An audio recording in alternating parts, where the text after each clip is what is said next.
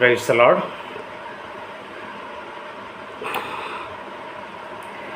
దేవుని నామమునకు మహిమ కలుగును గాక. అందరూ బాగున్నారా?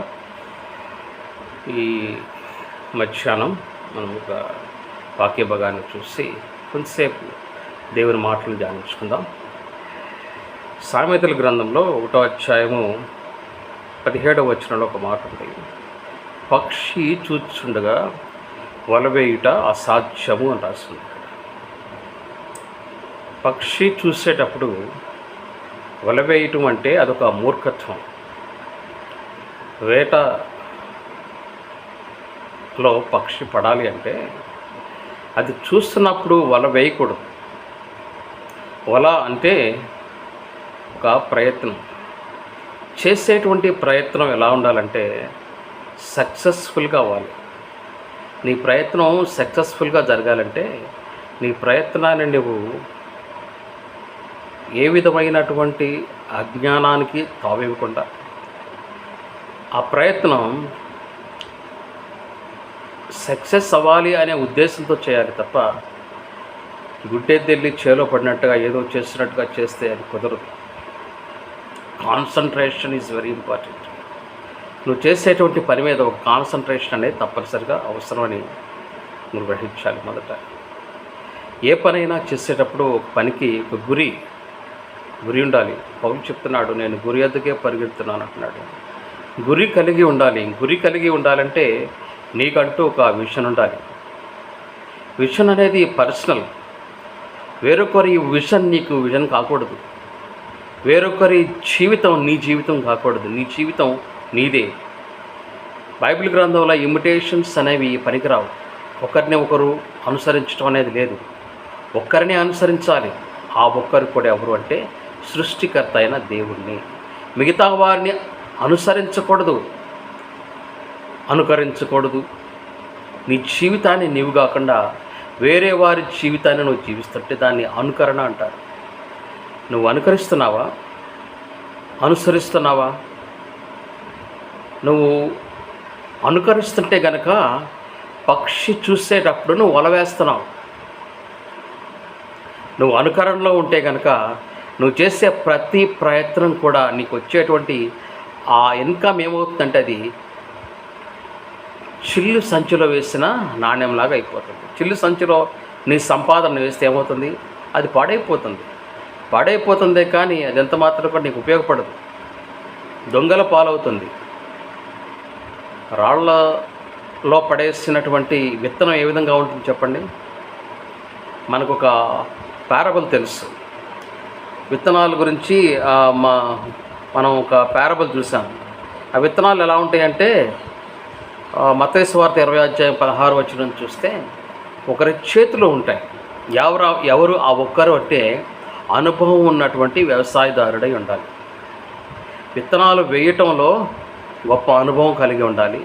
అతనికి ఒక విషయం తెలిసి ఉండాలి, విత్తనాలు ఎక్కడ వేస్తే పండుతాయి, ఏ నేలలో ఏ రకమైన విత్తనాలు పండుతాయి అనేది చూడాలి. నల్లరేగడి నేల ఉంటుంది. మాది గుంటూరు జిల్లా కాబట్టి గుంటూరు ప్రాంతంలో ఎక్కువగా మగాడి చేలలో వరి పండిస్తాం. ఈ భూమిలో వరి పండించడానికి ఉపయోగపడుతుంది. అదే మనం రేపల్లె ఆ దిగువ ప్రాంతాలకు వెళ్తే ఇసుక ఉంటుంది. అక్కడ వరి కన్నా కూడా శనగలు పండిస్తే ఆ భూమిలో పండేటువంటి పంట వాటికి అనుకూలంగా ఉంటుంది. ఈ ప్రాంతంలో ఎలా ఉంటుందంటే మిర్చి పండించవచ్చు. వ్యవసాయం చేయడానికి మిర్చి అనుకూలంగా ఉంటుంది. మెట్ట పొలాల్లో, మగాడి పొలాల్లో ధాన్యం పండించవచ్చు. ఆ పంట ఎక్కడ పండుతుంది అనేది వ్యవసాయదారునికి బాగా తెలుసు కాబట్టి ఆ విత్తనాలు వేయాలి. ఎక్కడేయాలో అక్కడే వేయాలి. ఆ విత్తనాలు వేసేటప్పుడు నీరు అనుకూలంగా ఉన్నటువంటి ప్రాంతం కావాలి. నీరు అనుకూలంగా ఉన్న ప్రాంతాలను వేయాలి. అది ఏ నేలో చూడాలి. ఎలాంటి విత్తనాలు వేయాలి. విత్తనాలు అన్నీ కూడా ఒకచోటే గుమ్మికూడి వేయకూడదు. విత్తనాలు కూడా చాలా దాన్ని చాకచక్యంగా చల్లాలి. ఆ చల్లే ముందు ఆ నేల తడిగా ఉందో లేదో చూసుకోవాలి. వ్యవసాయదారుడు దున్ని ఆ తర్వాత దాంట్లో రాళ్ళన్నీ తీసేసి ఆ ముళ్ళ కంపలన్నీ పీకేసి ఎంత మాత్రం కూడా దాంట్లో కొంచెం కూడా ఆ తొంగ విత్తనాలు మొత్తం తీసేసి దమ్ము చేసిన తర్వాత వ్యవసాయం చేయటం అనేది వ్యవసాయదారునికి ప్రతి సంవత్సరం చేసేటువంటి ఒక ఆ ప్రక్రియ. అతనికి అది బాగా తెలుసు. కాబట్టి అతనికి కొత్తగా చెప్పనవసరం లేదు. ఒక పొలం చేస్తుంటే ఇంకో పొలం వాళ్ళు అందరూ కూడా ఇలాంటి పనులే చేస్తారు. దుక్కి దున్నేటప్పుడు దుక్కి దున్నుతారు, నీళ్లు పెట్టేటప్పుడు నీళ్లు పెడతారు, రెండోసారి దుక్కి దున్నేటప్పుడు మళ్ళా దుక్కి దున్నుతారు, దమ్ము చేసేటప్పుడు దమ్ము చేస్తారు. ఇవన్నీ కూడా చేస్తూ ఉంటారు. కారణం ఏంటంటే వారికి బాగా తెలుసు. ఇక్కడ మనకు ఒక వ్యవసాయదారుని చూస్తున్నాం, విత్తనాలు చల్లుతున్నాడు ఇతను. ఆ నేల ఎలాంటిదో అతనికి తెలుసు. కానీ ఆ నేలలో విత్తనాలు వేయడానికి వెళ్ళినప్పుడు అతనికి కలిగిన అనుభవాలు 3-4 రకాలుగా ఉన్నాయి అతనికి. ఎలాంటి అనుభవాలంటే, ఆ పొలం బాగుపడని పొలం, నానాజాతి సమితి అంటారు చూడండి, అన్ని రకాల భూమి అక్కడ ఉంది. ఆ భూమిని ఆ వ్యవసాయదారుడు సరిగ్గా బాగు చేసుకోలేదు. బాగు చేయబడని భూమి అది. ఆ భూమిలో విత్తనాలు చల్లటానికి వెళ్ళాల్సిన గత్యంతరం అతనికి పట్టింది. ఎందుకు వెళ్ళారు వీళ్ళంతా కూడా అక్కడ విత్తనాలు చల్లటానికి అంటే, ఈ విత్తనాలు చల్లేటువంటి వ్యవసాయదారులు అక్కడికి వెళ్ళడానికి కారణం ఏంటంటే, ఆ నేలను వాళ్ళు ఎన్నుకోలేదు. ఆ నేలలోకి వెళ్ళాల్సిన అవసరం వచ్చింది. ఆ నేలలో విత్తనాలు చల్లాల్సిన అవసరం వచ్చింది. అంతకన్నా మంచి నేల వాళ్ళకి లేదు. గతి లేక ఆ నేలలో విత్తనాలు వేస్తున్నట్టుగా ఇక్కడ కనిపిస్తూ ఉంది. అతడు విత్తనాలు చల్లేటప్పుడు అక్కడ జరిగిన విషయం ఏంటంటే, ముళ్ళ చెట్లు అంతే ఉన్నాయి, ముళ్ళ విత్తనాలు అంతే ఉన్నాయి, రాళ్ళు అంతే ఉన్నాయి. రాళ్ళు ఏరివేయపడలేదు. ఆ నేలలో అనేకమైన రాళ్ళు ఉన్నాయి. రాళ్ళు తొలగించబడలేదు. బాగు చేయని నేల ఉంది అక్కడ. అయినా తప్పనిసరి పరిస్థితుల్లో ఆ వ్యవసాయదారుడు అక్కడ విత్తనాలు వేసినప్పుడు అతనికి నష్టం ఎక్కువ వచ్చింది, లాభం తక్కువ వచ్చింది. నష్టం ఏ విధంగా వచ్చిందని మనం చూస్తే, అతను విత్తనాలు వేయడానికి వెళ్ళినప్పుడు కొన్ని విత్తనాలు అక్కడ కనిపించినాయి. అవి దారి పక్కన పడిపోయినాయి. దారి పక్కన పడటం అంటే కంచి లేని చేను లాంటిది అది. యజమానుడు లేని గృహం లాంటిది. జ్ఞానం లేని స్త్రీ లాంటిది. వివేకం లేని సుందర స్త్రీ లాంటిది. పంది ముక్కుకు బంగారు కమ్మి లాంటిది రాళ్ళు కలిగిన నేల. ఆ నేలలో విత్తనాలు వేయటం అంటే కనీసం కొంతైనా కొన్ని మొక్కలైనా మొలుస్తాయేమని ఆశతో వేస్తాడేమో. కానీ యజమాని, ఇది ఒక పారబుల్, ఇది ఒక ఉపమానంగా చెప్పబడినటువంటి, స్వయంగా యేసుక్రీస్తు వారే ఒక ఉపమానంగా చెప్పబడినటువంటి ఒక స్టోరీ ఇది. ఆయన చెప్పినప్పుడు ఆ ఉపమానంలో ఆయన చెప్పారు, మొట్టమొదటిగా కొన్ని విత్తనాలు రాతి నేలలో పడినాయి అని చెప్పలేదు, దారి పక్కన పడినాయి అని చెప్పాడు. రాళ్ళు అడ్డే కదా. బేతనీ వెళ్ళినప్పుడు లాజర్ను బయటకు తేవాలంటే ఆ రాయి తొలగించండి అన్నాడు. ఈ రాయి పొలంలో విత్తనాలు జల్లినప్పుడు అడ్డుపడిన రాయి కాదు. అవి చిన్న చిన్న రాళ్ళు, ఇంత రాళ్ళు ఉంటాయి అనుకుందాం. అవి గుప్పిడికి చేతికి అందేటువంటి రాళ్ళు అయి ఉండొచ్చు, ఇంకా పెద్ద రాళ్ళు కూడా అయి ఉండొచ్చు. ఆ రాళ్ళు ఉండటం వల్ల మొక్క ఎదగదు. కానీ ఇక్కడ లాజరుకు అడ్డం పెట్టిన రాయి ఒక మనిషిని లోపల పెట్టి అడ్డం పట్టేసిన రాయి. ఒక్క రాయి ఉన్న పెద్ద రాయి ఉన్నా కూడా లోపల ఉన్నటువంటి మనిషి బ్రతకడు. సచ్చినవాడు సచ్చినట్టుగానే ఉంటాడు. రాయి ఏ రూపంలో ఉన్నా కూడా ఆ రాయి శపితమైందే కానీ, అడ్డుబండే కానీ రాయి ఆశీర్వాదం ఎప్పుడు అవ్వదు. రాళ్ళు నీ జీవితంలో నువ్వు రాళ్ళను అడ్డుకుంటూ ఉంటావు. ఇలాంటి అడ్డుబండలు చాలా ఉంటాయి. రాతిని గురించి నువ్వు రాయి అనబడతావు, నిన్ను బేస్ చేసుకుని నేను సంఘాన్ని కడతానని యేసు ప్రభు వారు చెప్పింది. ఆ మీనింగ్ వేరు, అది ఆ కాన్సెప్ట్ అవసరం లేదు. కానీ ఇక్కడున్నటువంటి రాళ్ళ గురించి చూద్దాం. అడ్డుగా ఉంటాయి రాళ్ళు. ఈ రాళ్ళు తొలగిస్తేనే తప్ప లోపల ఉన్నవాడు బయటికి రావడానికి అవకాశం లేదు. లోపల ఉన్నవాడు బయటికి రావాలంటే రాళ్ళు తొలగించే వాళ్ళు కావాలి. ఇక్కడ రాళ్ళు తొలగించడానికి వ్యవసాయదారునికి ఎవరూ లేరేమో, రాళ్ళు తొలగించడానికి సమయం దొరకలేదేమో, రాళ్ళు తొలగించడానికి అక్కడ అవకాశం లేదేమో, లేదా ఆ రాయి తొలగించేంత చాకచక్యమైన పని కలిగిన వారు లేరు అక్కడ. కాబట్టి ఆ రాళ్ళు రాళ్ళుగానే ఉన్నాయి. ఇక్కడ రాళ్ల కన్నా ముందు విత్తనాలు దారి పక్కన పండి అన్నాడు. రాళ్లలో పట్టడానికి దారి పక్కన పట్టడానికి రెండిటికి కొంచెం దగ్గర సంబంధం ఉంటుంది. ఏంటంటే రాళ్ళల్లో విత్తనాలు పడితే అవి చేతికి రావు, దారి పక్కన పడితే అవి చేతికి రావు. రాళ్ల కింద పడింది కనిపించదు, దారి పక్కన పడింది కూడా వెంటనే వెళ్ళిపోతుంది. కనిపించవు ఇవి, ముళ్ళ కంపల్లో పడి కనిపిస్తాయి కళ్ళకు కొంచెం. అవి ఎదుగుతూ ఉంటాయి. ముళ్ళ కంప కొంచెం తీసి కింద చూస్తే విత్తనాలు వస్తూ ఉంటాయి, పర్వలాదిలా వస్తున్నాయని తాడుతో ఆ ముళ్ళ కంపలు లాగి కట్టి ఆ మొక్క ఎదగాలంటే ప్రయత్నం చేస్తే కనుక ఆ ముళ్ళ కంపకి ముళ్ళు ఉండటం వల్ల ఆ ముళ్ళు అణిచి వేస్తాయి. నువ్వు ఎంత పరిశుద్ధుడు అయినా కూడా లోకంలో నిన్ను నీవు ఎంతగా సరిదిద్దుకోవాలో చూసినప్పటికి కూడా నీ స్వనీతి లోకాన్ని జయించలేదు. అందుకే దేవుని వాక్యం నీకు కవచంగా కావాలి. నీవు ముళ్ళ లాంటి కల్చర్లో ఉన్నావు. ఇక్కడ దారి పక్కన పడినటువంటి విత్తనాలు ఆకాశ పక్షులు వెంటనే దొంగతనం చేసేసాయి. అవి దొంగలతో పోల్చబడ్డాయి. ఈ దొంగలతో పోల్చబడినటువంటి ఈ ఆకాశ పక్షులు వెంటనే తీసుకుపోని తమది కాని ఆహారాన్ని అవి ఎత్తుకుపోని. వీరిని బైబిల్ గ్రంథంలో చెప్పాలంటే వీళ్ళు ఏమంటారంటే డకాయిట్స్ అంటారు. దారి దోపిడి, బందిపోటు దొంగలు. దొంగలు వేరు, బందిపోటు దొంగలు వేరు. దొంగ రాత్రి వస్తాడు, ఇంటి వెనకాల నుంచి కన్నం వేస్తాడు, ముందు నుంచి రాడు.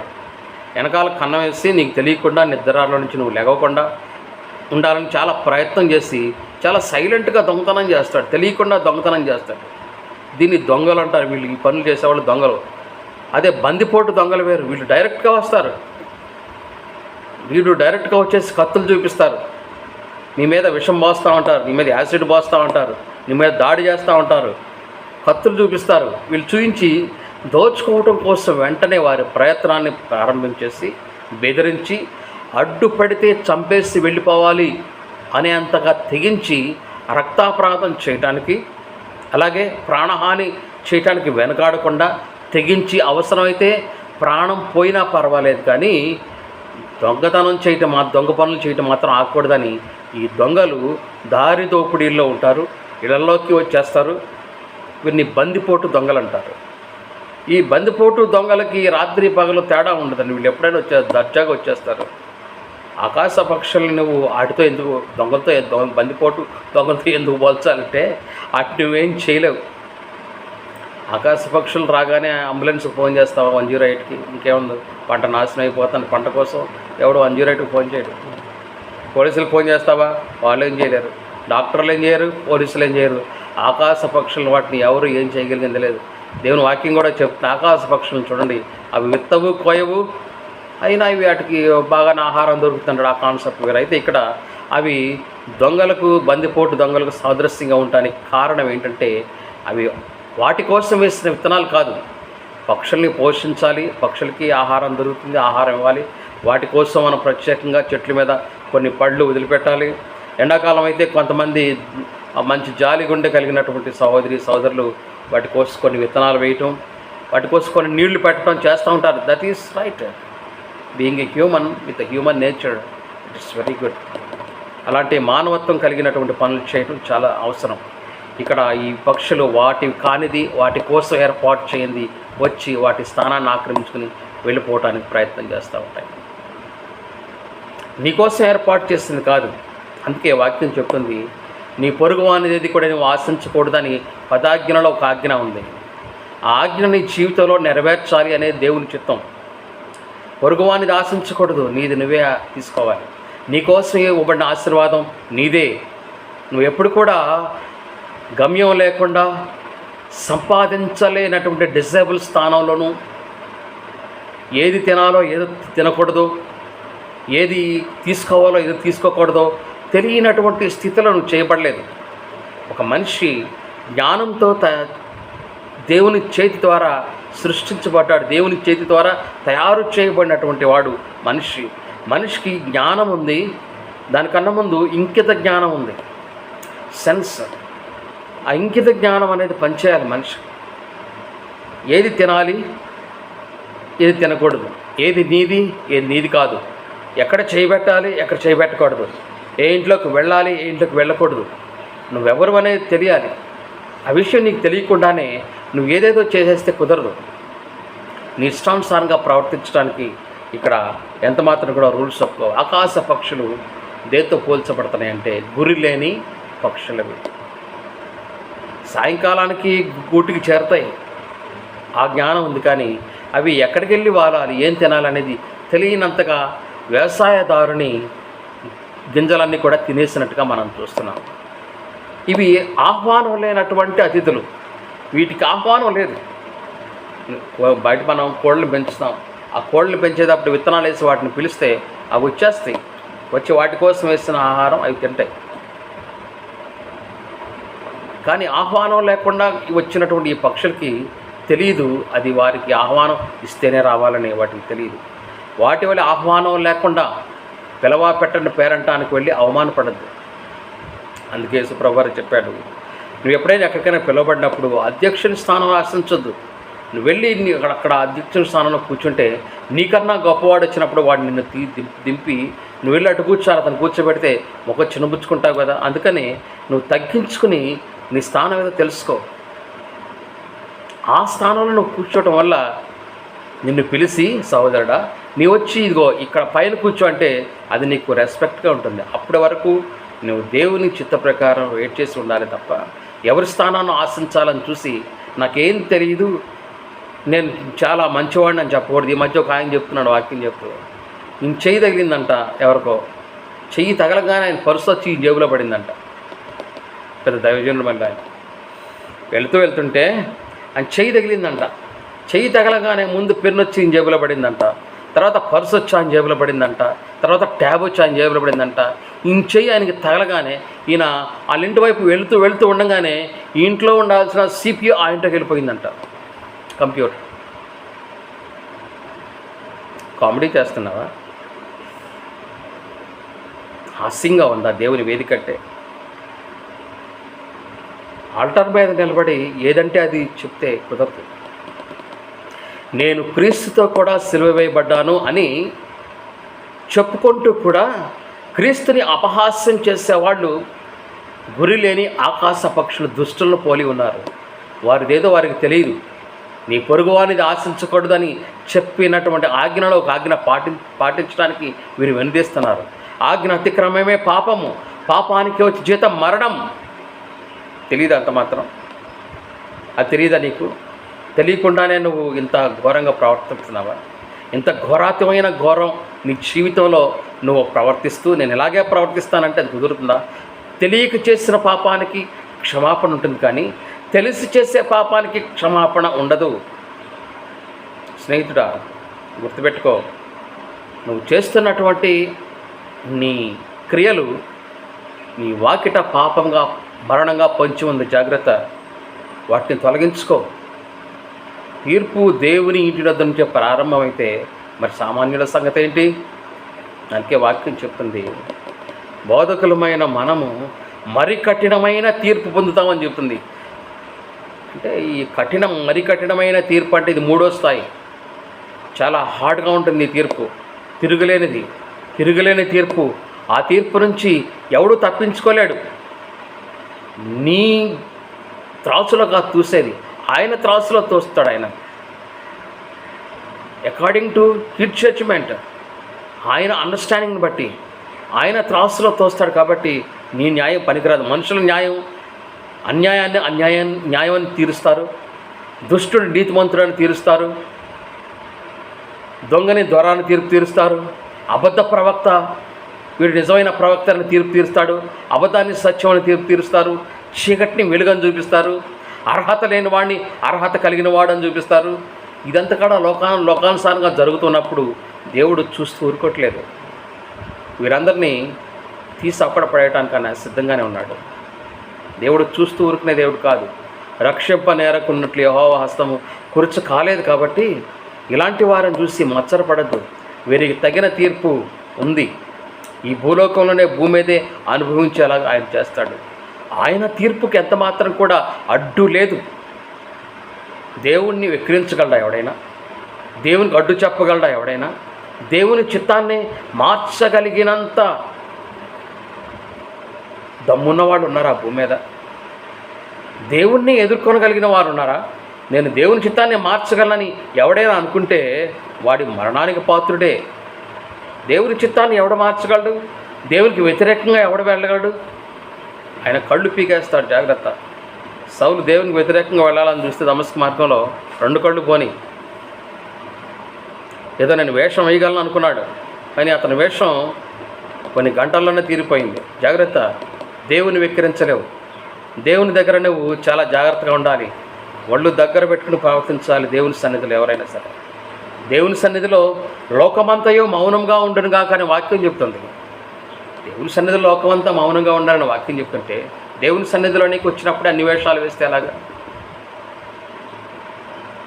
నీవు దేవుని సన్నిధిలో ఉండవలసిన విధంగా ఉంటేనే, అక్రమం లేకుండా ఉంటేనే నువ్వు యోగ్యుడిగా ఉంటావు.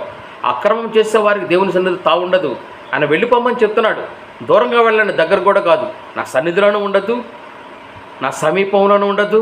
అక్రమం చేయవారులారా నా ఎదురుండి తొలగి అంటే వెళ్ళిపోవటం వేరు, తొలగించండి అంటే అక్కడ రాయిని తొలగించండి అంటే మరలా ఆ రాయి తీసిన తర్వాత వెంటనే రాకూడదు. రాయిని తొలగించడానికి కారణం ఏంటంటే, తొలగించటానికి ఒక కారణం ఉంది. ఏంటంటే అక్కడ ఒక అద్భుత కార్యం జరగాలి. అద్భుత కార్యం జరగకపోతే దోపిడీ జరుగుతుంది, దొంగతనాలు జరుగుతున్నాయి, మత్సరం ఉంది, అక్కడ దొంగతనాలు ఉన్నాయి, హత్యలు ఉన్నాయి.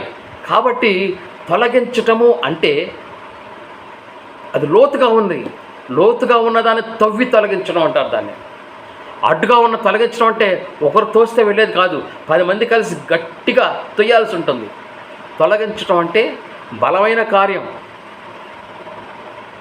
అధికారంతో ఒక వ్యక్తిని గెట్ అవుట్ అంటే అర్థమైనట్టే, తొలగిపో, గెట్ లాస్ట్, నిన్ను నీవే నా దగ్గరికి త్వరగా వెళ్ళిపో అని వార్నింగ్ ఇవ్వటం ఏంటంటే తొలగించటం. ఆ రాళ్ళు తొలగించబడాలి. ఇలాంటి పక్షులు తొలగించబడాలి నీ పొలంలో నుంచి. నీ పొలం దేవుడు నీకు ఆశీర్వదించి ఇచ్చినటువంటి నీ జీవితం, ఆధ్యాత్మికమైన జీవితం, నీ జీవితంలో నుంచి దేవుడు నీకు ఇచ్చిన ఆశీర్వాదంలో నుంచి దేవుడు నీకు ఇస్తున్నటువంటి ఈవులు విత్తనాలు దేవుని వాక్యం నీలో ఉండటం వల్ల నీ వాక్యం ద్వారా జీవిస్తావు. వాక్యం నిన్ను మరణంలో నుంచి బయటకు తీసుకొస్తుంది.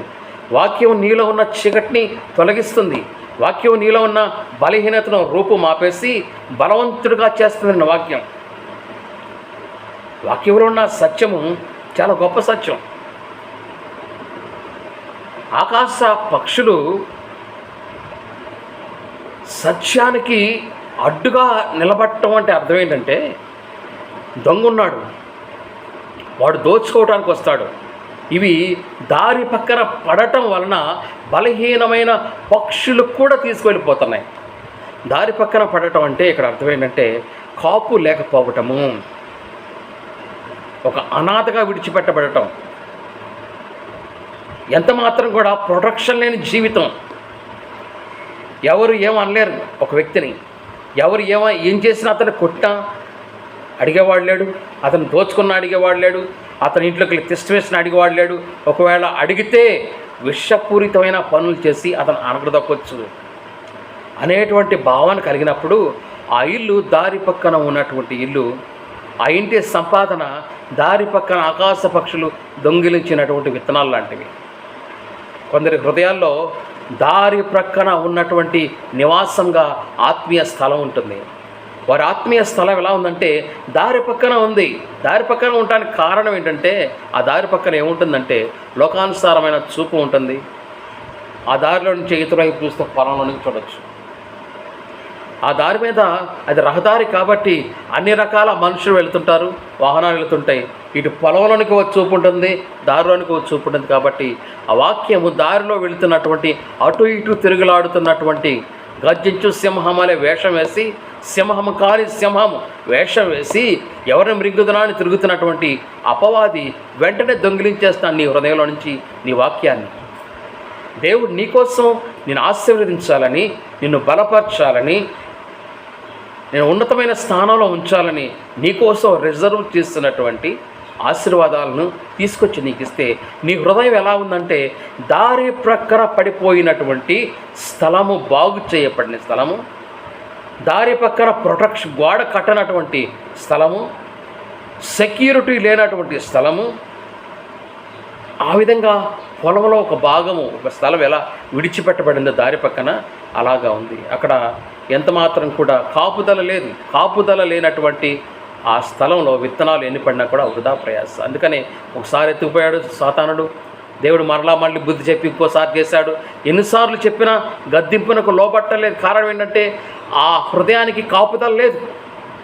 ఎన్నిసార్లు గద్దించినా గద్దింపునకు లోబడకపోతే మరి తిరుగు లేకుండా హఠాత్తుగా మరణిస్తారని దేవుని వాక్యం సెలవిస్తుంది. నా స్నేహితుడా, ప్రియ సహోదరి సహోదరుడా, నీవు హృదయం అనేటువంటి ఆ నెలలో అనేకమైనటువంటి ఆశీర్వాదకరమైన ఫలాలు ఫలించాల్సినటువంటి, పంట పండించాల్సినటువంటి, యజమానిని సంతోషపెట్టాల్సినటువంటి జీవితం జీవించాల్సిన నీవు ప్రతిసారి పోగొట్టుకుంటున్నావంటే కారణం ఏంటంటే నీ హృదయంలో సాతానుకు తోడుంది. నీకు తోడు దేవుడు మాత్రమే ఉండాలి, కానీ సాతానుకు కూడా ఒక పక్క నువ్వు దారికి తావిస్తున్నావు. సాతాను చూస్తున్నాడు నిన్ను, నీ ఆలోచనలు అటువైపు పోతున్నాయి. తల్లి మాటను సరిగ్గా విన్నప్పుడు ఏం చెబుతాడంట, తల్లి హృదయం ఏడుస్తూ ఉంటుంది. సొలొమోనుతో తన తల్లి అంటుంది, నా కుమారుడా సొలొమోను, ఏమని చెప్పను నీ గురించి, నిన్ను మందలించలే నా కుమారుడా, ఏమని చెప్పాలి నీ గురించి, నేను నీ బలాన్ని పరస్త్రీలకు ఇస్తున్నావు కదా అని ఏడుస్తుంది ఆమె. తల్లి కుమారుడి గురించి ఏడుస్తుంది. మొన్న మధ్య నేను పేపర్లో చూశాను, ఈరోజు కూడా ఒక న్యూస్ చూశాను. ఒక తల్లి తన పిల్లలిద్దరిని గొంతు పిసికి చంపేస్తుందంట. మొన్న ఒక న్యూస్ చూశాను, ఒక తల్లి కొడుక్కి విషం పెట్టింది, అయితే వాడు బ్రతికాడు. వాడు పెరిగి పెద్ద అయిన తర్వాత వాళ్ళ అమ్మ గురించి వాడికి తెలిస్తే వాడికి క్షమిస్తాడా? అతని తల్లి వల్ల అతని అవయవాలు కొన్ని బండబారిపోని, అతని తల్లి వల్ల తనకు మైండ్ పనిచేయట్లేదు, అతని తల్లి వల్ల కొన్ని విషయాలు అతను అడిక్ట్ అయిపోయాడు అని తెలిస్తే, విషపూరితమైన ప్రభావం వల్ల, తల్లి దుష్ప్రవర్తన వల్ల ఇలా అయిపోయాడని తెలిస్తే అతను క్షమిస్తాడా? క్షమించాలి. మన ఈ మధ్య మనం చూసాం, చార్లీ కిర్క్, అతని వైఫ్ అంటుంది, I forgive him, my husband's killer, I forgive him. నా భర్తను చంపిన వాడిని నేను క్షమిస్తున్నాను అని చెప్తాను. క్షమించాలి, క్షమాపణ ఉండాలి. తెలిసి తెలియక నీ తల్లిదండ్రులు ఈ జీవితంలో కొన్నిసార్లు తప్పులు చేస్తారు. ఆ తప్పులు కాదు నువ్వు చూడాల్సిందే. నీ తండ్రే నిన్ను చంపాలని చూస్తాడేమో, నీ తండ్రే నిన్ను చంపాలని కొందరికి ధనం ఇచ్చి, నీ సహోదరుడే ధనం ఇచ్చి, నీ సహోదరే ధనం ఇచ్చి, కొందరికి కిరాయి హంతకులు ఉంటారు కదా, డబ్బు ఇస్తే చంపేస్తారు, వాళ్ళని ఎన్నుకుని వాళ్ళకి ఇచ్చి అన్ని రకాలుగా అన్నీ సిద్ధం చేసి ఉంచి ఫెయిల్ అయిపోయిన తర్వాత, నీకు తెలిసిన తర్వాత వాళ్ళు నీ దగ్గరికి అక్కర కోసం వస్తే క్షమించే గుణం నీకుందా? నన్ను చంపాలని చూసిన నరహంతకు రాలా అని నీ సహోదరిని అంటావా? నీ సహోదరుని అంటావా? నీ తల్లిని అంటావా? అలాగే నీ తండ్రిని అలాగే అంటావా? నువ్వంటే వాక్యం చెప్తుంది అలా అనొద్దు. యోగ్యులైన తల్లి తండ్రిని సన్మానిస్తే భూమి మీద దీర్ఘాయుష్మంతుడు అవుతావు అని చెప్పాల బైబిల్ గ్రంథం. యోగ్యమైన సహోదరుడు, యోగ్యమైన సహోదరి వాళ్ళని ప్రేమించండి అని చెప్పలేదు. నిన్ను వలే యోగ్యమైన నీ పొరుగువారిని ప్రేమించని చెప్పలేదు. వాళ్ళు ఎవరైనా కానీ యు ఫర్గివ్ దెమ్. తీర్పు నేను తీరుస్తాను. తల్లి తండ్రిని క్షమించలేని కుమారుడు ఉంటే అది చాలా సాడ్. ఒకవేళ నేను ఆ పరిస్థితిలో ఉంటే I forgive my mother, I forgive my father, I forgive my sisters, I forgive my brothers, I forgive my cousins, I forgive all my relatives. ఎవరైనా తప్పులు చేస్తే తప్పనిసరిగా క్షమించాలి. నేను క్షమిస్తూనే వచ్చాను నా జీవితం మొత్తం అందరినీ. నా జీవితంలో ప్రతి ఒక్కరిని క్షమిస్తూ క్షమిస్తూ క్షమిస్తూ ప్రతి ఒక్కరిని క్షమిస్తున్నాను. ఎంతమంది భర్తలు భార్యలు క్షమిస్తున్నారు? ఎంతమంది భార్యలు భర్తల్ని క్షమిస్తున్నారు? ఎంతమంది విశ్వాసులు మీ పాస్టర్గా ఉన్న వ్యక్తిని క్షమిస్తున్నారు? పాస్టర్ని మేము క్షమించడం ఏంటండి? పాస్టర్ గారు పవిత్రుడు కదా అంటారా? అందరూ కాదు. కొంతమంది క్షమించబడవలసిన పరిస్థితిలో ఉన్నారు. 1, 2 సార్లు 10 సార్లు క్షమించినా ఇంకా విశ్వాసులు ప్రార్థన చేస్తున్నారు, అయ్యా మా దైవజనుడు మారు మనసు పొందేలాగా కృపను చూపయ్యాను ప్రార్థన చేస్తారు. అంత దిక్కుమాలిన పరిస్థితి వాళ్ళకి ఏంటో అర్థం కాలేదు నాకు. సరే, అది తర్వాత సంగతి. అలాంటి వాళ్ళకి ఏముంటుందంటే, అలాంటి పాస్టర్లకి వారి హృదయం దారి పక్కన దుష్టుడు దొంగిలించేటువంటి స్థలంగా వారి హృదయం, వారి జీవితం అలాగే ఉంది. ఇది చాలా దయనీయమైనటువంటి పరిస్థితి. ఆహ్వానం లేనటువంటి శత్రువు ఆహ్వానించబడుతున్నాడు నీ తలంపుల వల్ల. సాతానికి ఆహ్వానం లేదు. నువ్వెంత భక్తిపరుడు అయినా కూడా, నువ్వెంత పరిశుద్ధంగా ఉన్నా కూడా వాడు నీ దగ్గరికి రాగలడు. కేవలం నువ్వు బలహీనుడు అయినందువల్ల నీకు శ్రమలు వచ్చినాయి అనుకోకు. కేవలం నువ్వు పాపం చేసినందువల్ల నీకు శ్రమలు వచ్చినాయి అనుకోకు అది. లేదా నీ తల్లిదండ్రులు చేసిన పాపం నీ మీదకి వచ్చింది అనుకోకు అది. కాదు. సాతానుడికి నువ్వు స్వయంగానే శత్రువు అయిపోతున్నావు. దుష్టుడికి నువ్వు స్వయంగానే శత్రువుగా మారిపోతున్నావు. కారణం ఏంటంటే నీవు వానికి శత్రువు అయినటువంటి దేవుని పక్షంగా నిలబడ్డావు కాబట్టి. శత్రువుకి శత్రువు మిత్రుడవుతాడు కాబట్టి. సాతానికి శత్రువు దైవకుమారుడైనప్పుడు, మనకు దైవకుమారుడు మన మిత్రుడైనప్పుడు తప్పనిసరిగా నువ్వు వాడికి శత్రువే కదా. అందుకోసమే ఆ దుష్టుడు నీకు కూడా దుష్టుడయ్యాడు. అందుకే నువ్వేం చేయకపోయినా నిన్ను మింగేయాలని వస్తున్నాడు, నిన్ను శాపహరించాలని వస్తున్నాడు, నీ సంపాదన తీసుకువెళ్ళాలని వస్తున్నాడు, ఆహ్వానం లేకుండానే వస్తున్నాడు, అటు ఇటు తిరుగులాడుతున్నాడు, ఒక ప్రయత్నం చేస్తున్నాడు, వెళ్ళిపోవట్లేదు, మరలా ఎగురుకుంటూ వెళ్తున్నాడు ఆకాశ పక్షి వలె. మరలా తిరిగి వస్తున్నాడు, మరలా అవకాశం దొరుకుతుందని చూస్తున్నాడు. ఈసారి దొరకలేదు, మూడోసారి వస్తున్నాడు, నాలుగోసారి వస్తున్నాడు. నువ్వు ఉపవాస ప్రార్థనలు చేస్తూనే ఉన్నావు, కానీ ఐదోసారి దొరికిపోయావు అనుకో, ఐదోసారి నువ్వు ఏదో లోకానుసారమైన ఆలోచనలో ఉన్నావు, అప్పుడు పట్టుకుంటాడు వాడు అపవాది. అపవాది అంటే నీవు చేయని పాపం చేసావని వాదిస్తాడు నీతో. దేవుని ముందే వాదిస్తాడు, దేవుని ముందే నీ మీద నేరం మోపుతాడు.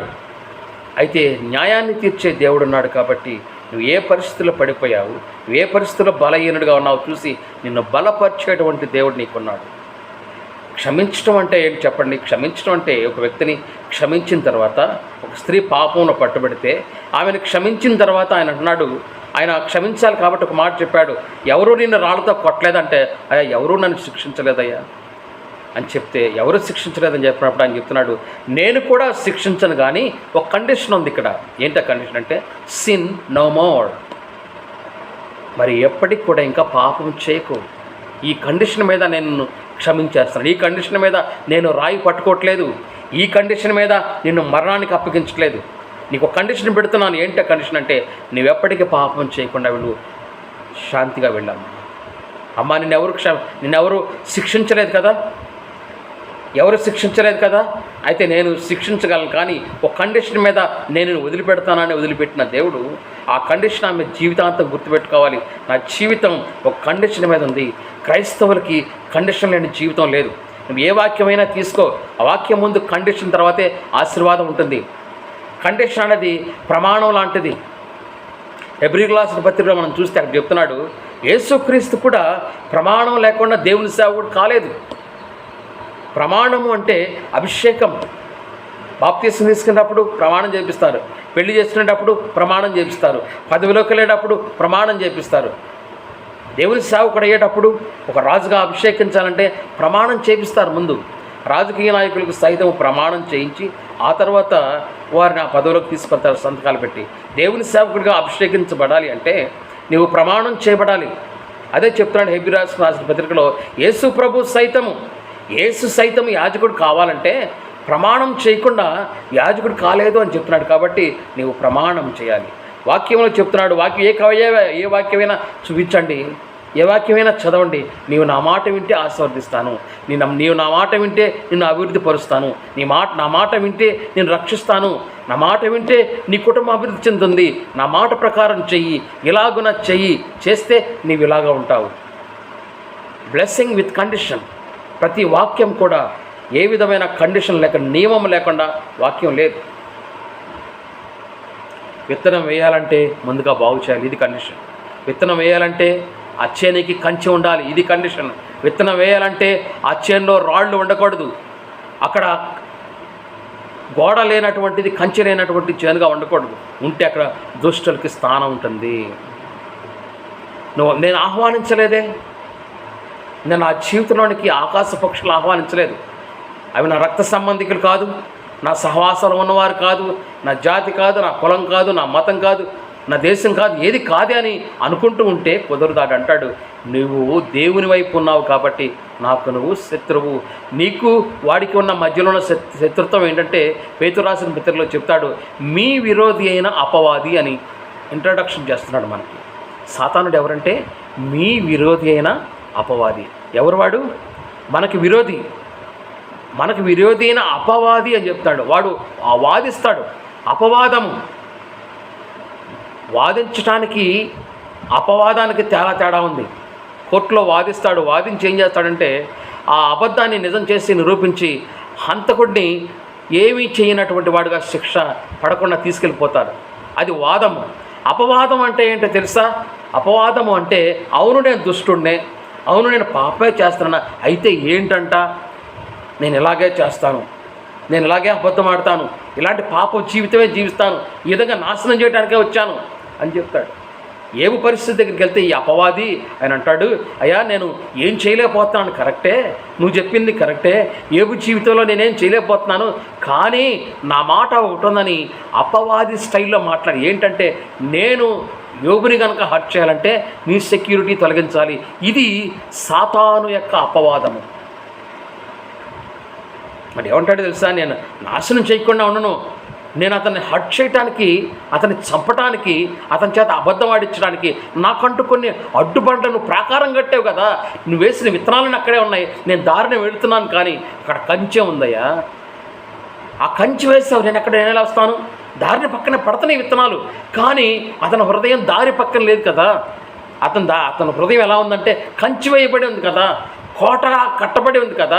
నేను ఎలా హర్ట్ చేస్తానయ్యా? నా వల్ల ఏమవుతుంది? కంచి దాటి వెళ్తాను, నా వల్ల కాదు కదా. యోబు అంత కంచి పెట్టుకున్నాడు కదా అంటే అది దేవుడేసిన కంచెని సాతాను అన్నాడు, కానీ కాదు. యోబు తన జీవితంలో నీతిమంతుడిగా ఉన్నాడు కాబట్టి, దేవుని నీతిని ఆయన కలిగి ఉన్నాడు కాబట్టి ఆ నీతిగానే ఉంది. అయితే మరి దేవుడు ఎందుకు తొలగించాడంటే దేవుని చిత్త ప్రకారం కొన్నిసార్లు శ్రమల గుండా వెళ్ళవలసి వస్తుంది. వాక్యమే చూస్తున్న ఆ విధంగా యేసుక్రీస్తు దైవకుమారుడిగా భూమి మీద జీవించినప్పుడు ఆయనకే తప్పలేదు ఆ విషయం. మత్తయి సువార్త 4వ అధ్యాయంలో చూపిస్తే ఆయన 40 రాత్రులు 40 పగళ్ళు ఉపవాస ప్రార్థన చేశాడు అని చెప్పడానికి ముందుగా అక్కడ చెప్పబడిన మాట ఏంటంటే, మనం అనుకుంటా ఉంటాము యేసుక్రీస్తు అరణ్యానికి వెళ్ళింది 40 రాత్రులు 40 పగళ్ళు ఉపవాస ప్రార్థన చేయటానికి అనుకుంటున్నాం. కాదు. ఆయన ఉపవాస ప్రార్థన చేయటం ఏమి కాదు అక్కడ, అందుకోసం కాదు ఆయన వెళ్ళింది. అక్కడ రాయబడింది ఆత్మ కొనిపోయింది అక్కడికి. దేవుని ఆత్మ అరణ్యానికి ఆయన కొనుక్కోబడింది. దేనికి అంటే సాతాను చేత శోధించబడటానికి. ఒక టెస్ట్లో ఆయన పాల్గొనాలి. మొదటి ఆదాము ఏ విధంగా పండు అనేటువంటి టెస్ట్లో ఉన్నాడో అప్పుడు ఫెయిల్ అయ్యాడు. మరలా కడపటి ఆదాము మరలా దేవుని కుమారుడే స్వయంగా భూమి మీదకి వచ్చినప్పుడు, శరీరంలో ఉన్నప్పుడు ఆకలి అనేది సహజం కాబట్టి ఆయన మళ్ళీ అక్కడికి రావాలి. వచ్చినప్పుడు సాతానుడు ఏం చేస్తాడంటే ఆయన్ని పరీక్ష చేస్తాడు. మరలా ఆయన మిషన్ ఆగిపోవాలని ప్రయత్నం చేస్తున్నాడు. యేసుక్రీస్తు దేవుని ఆత్మ చేత అరణ్యానికి కొనుక్కోబడ్డాడు, అపవాది చేత శోధించబడటానికి. పరీక్ష లేకుండా ఏం జరగదు. విద్యార్థి సంవత్సరం అంతా కూడా చదివి నేను ఎంత మాత్రం కూడా పరీక్ష రాయనంటే కుదరదు, పరీక్ష రాయాలి. యేసుక్రీస్తు అరణ్యానికి వెళ్ళినప్పుడు 40 రాత్రులు సాతానుడు వెయిట్ చేయాల్సి వచ్చింది. వెళ్ళగానే సాతానుడు అటు నుంచి ఇటు రాగానే వెంటనే అటాక్ చేయలేకపోయాడు. కారణం ఏంటంటే ఆయన ఉపవాస ప్రార్థన చేస్తున్నాడు కాబట్టి 40 రోజులు వెయిటింగ్ లిస్ట్లో ఉన్నాడు. 40 రోజులు వెయిట్ చేయాల్సి వచ్చింది. వెంటనే ఎలాగానే అటాక్ చేయలేకపోయాడు. ఒక దైవదాసుడిని కానీ దైవదాసురాలని కానీ సాతానుడు వెంటనే అటాక్ చేయలేడు కొంతమందిని. కారణం ఏంటంటే వారిలో ఉపవాస ప్రార్థన శక్తి ఉంది. ఉపవాస ప్రార్థన శక్తి ఉన్నప్పుడు వాడు ఏం చేయలేక అటు ఇటు తిరుగులాడుతున్నాడు అని చెప్తున్నాడు. అక్కడ ఎందుకు తిరుగుతాడు? అటు ఇటు రంగానే కబలించి వేయవచ్చు కదా. కొంతమందిని అలా చూడగానే సాతానుడు పడేస్తాడు. చిన్న బలహీనతగా పడిపోతారు, చిన్న వెలివేతకే బలహీనతగా పడిపోతారు. నీ భార్య నేను వెలివేసిందా? నీ భర్త నేను వెలివేశాడా? బంధువులు వెలివేశారా? బంధువులు కాని వాళ్ళు బంధువుల వేషం వేసుకుని వచ్చి నీ దగ్గరకు వచ్చి నిన్ను కావాలని ఏదో సృష్టించి నిన్ను వెలివేసి అవమానిస్తున్నారా? అంత మాత్రానికే పడిపోతే నీవు దేవునికి సంబంధం ఎలా అవుతావు? నీకు తగినంత ఆత్మీయ శక్తి ఎక్కడుంది? వీటన్నిటినీ ఎదుర్కొలగనే వాడే మగస్సరి కలిగిన దేవుని దాసుడు అనబడతాడు. దేవునికి స్తోత్రం. హల్లెలూయా. కాబట్టి ప్రియ సహోదరి సహోదరుడా, నువ్వు ఎదుర్కోవాలి. 40 రోజులు ఆ పగళ్ళే కానీ 40 రాత్రులే కానీ వాడు ఎదురు చూస్తూ ఉన్నాడు. ఎదురు చూస్తూ ఉన్నప్పుడు వాడు ఏం చేయాలని వచ్చాడో తెలియదు, కానీ ఏం అడగాలో వచ్చాడో తెలియదు, కానీ అప్పటికప్పుడు ఒక అవకాశం దొరికింది సాతానుడికి సమయోచితమైన అవకాశం బాగా దొరుకుతుంది. ఏంటి అంటే, ఇక్కడ గోడ కట్టబడి లేదు అని చూశాడు. ఎలాంటి గోడ కట్టబడి లేదు? అతనికి ఆహారం ఇవ్వడానికి తల్లి లేదు, పానీయం ఇవ్వడానికి తండ్రి లేడు, 40 రాత్రులు 40 పగల్లో ఏమి తీసుకోలేదు, ఆకలిగా ఉన్నాడు. కాబట్టి నాకు ఈ గోడ దూకి వెళ్ళడానికి అవకాశం దొరికింది. కాబట్టి ఆకాశ పక్షులు ఏ విధంగా ఈజీగా భూమిలో పడగానే ఎలా తీసుకెళ్ళిపోవచ్చో ఈయన మిషన్ స్టార్ట్ చేయబోతున్నాడు. ఇప్పుడు నేను ఆపేయచ్చు అనుకుని వెళ్ళి ఏమడిగిందంటే, అబ్బాయి నీకు ఆకలేస్తుంది కదా దైవకుమారుడా, ఈ రాళ్ళు ఉన్నాయి చూసారా, ఈ రాళ్ళు రొట్టెలుగా చేసుకొని వెంటనే దారి ప్రక్కన రాళ్ళ గురించి బోధ చేయిస్తుంది. రాళ్ళకి దారి పక్క దానికి ఉన్నటువంటి బంధం, ప్రాకారం లేని కట్టడం, కంచె లేని తోటలో రాళ్ళు ఉంటాయి ఖచ్చితంగా. ఎందుకో తెలుసా? ఈ కంచె లేని తోటకు తోడు నిన్ను బలహీనపరిచే రాళ్లే. అది యేసుప్రభు, ఆయన జ్ఞానం కలిగిన వాడు కాబట్టి, ఉపవాస ప్రార్థన శక్తితో ఉన్నాడు కాబట్టి ఆయన ఎదురించాడు. ఈ రాళ్లతోనూ పని లేదు, నువ్వు ఇచ్చే ఆజ్ఞతోనూ పని లేదు, నీకు కనిపించని కంచె నాకుంది. అదే ఉపవాస ప్రార్థన. దేవుని స్తోత్రం. సాతానానికి కనిపించని కంచె ఏమిటో తెలుసా? నీ జీవితానికి ఎటువంటి వారు నీకు తోడలేకపోయినా, డబ్బులు ఇస్తేనే ప్రార్థన చేసేవాడు దైవజనులు ఉన్నారు ఈరోజు. ఎక్కువ ధనం ఇస్తేనే వారి వచ్చి ప్రార్థన చేస్తారంట, ఎక్కువ ధనం ఇస్తేనే సంఘానికి రాణిస్తారంట, ఎక్కువ ధనం ఇస్తేనే డబ్బు లేకపోతే రావద్దంటారు. ఒకవేళ అలాంటి పరిస్థితులు ఎవరైనా ఉంటే, సహవాసం లేకుండా ఉంటే, సహవాసాన్ని ఎంజాయ్ చేయలేకుండా ఉంటే, ఒకవేళ నువ్వు చాలా చిన్నచూపుగా చూడబడితే ఒకటి గుర్తుపెట్టుకో, నువ్వెక్కడున్నా సరే, అరణ్యంలో ఉన్నా సరే, నువ్వు చేసేటువంటి ప్రార్థన ప్రాకారం కలిగిన ప్రార్థన, నువ్వు చేసేటువంటి ఆరాధన ప్రాకారం కలిగిన ఆరాధన. నీ సహవాసము నువ్వు ఒక్కడివే ఉన్నప్పటికీ కూడా సాతానుడు చిన్నబుచ్చుకుంటాడు. అక్కడ డబుల్ అటెంప్ట్ చేస్తున్నాడు. ఏమన్నాడు? పక్కన ప్రాకారం లేదు, వెంటనే వచ్చేసాడు, ఆకలితో ఉన్నాడు. ఈ సమయంలో సమయోచితంగా మాట్లాడాలి, సమయోచితమైన ప్రశ్న వేయాలి, సమయోచితమైనటువంటి విషయాన్ని తీసుకొచ్చి ఇతన్ని నేను పడేయాలనుకుని ఏమంటున్నాడంటే, నువ్వు ఆకలితో ఉన్నావు కదా, ఇమీడియట్గా నువ్వు చేయవలసిన పని ఏమిటంటే, ఈ రాయి తీసుకుని దీన్ని ఆహారంగా మార్చి నువ్వే తిను. ఇచ్చే సలహాలో పెద్ద నష్టమేం జరిగేలాగా కనపడలేదు, కానీ ఇది ఆధ్యాత్మికంగా చూస్తే ఆయన వచ్చినటువంటి మిషన్ వేరు, ఇప్పటి వరకు ప్రార్థన చేసిన విధానం వేరు, సాతాను ఇస్తున్న సలహా వేరు.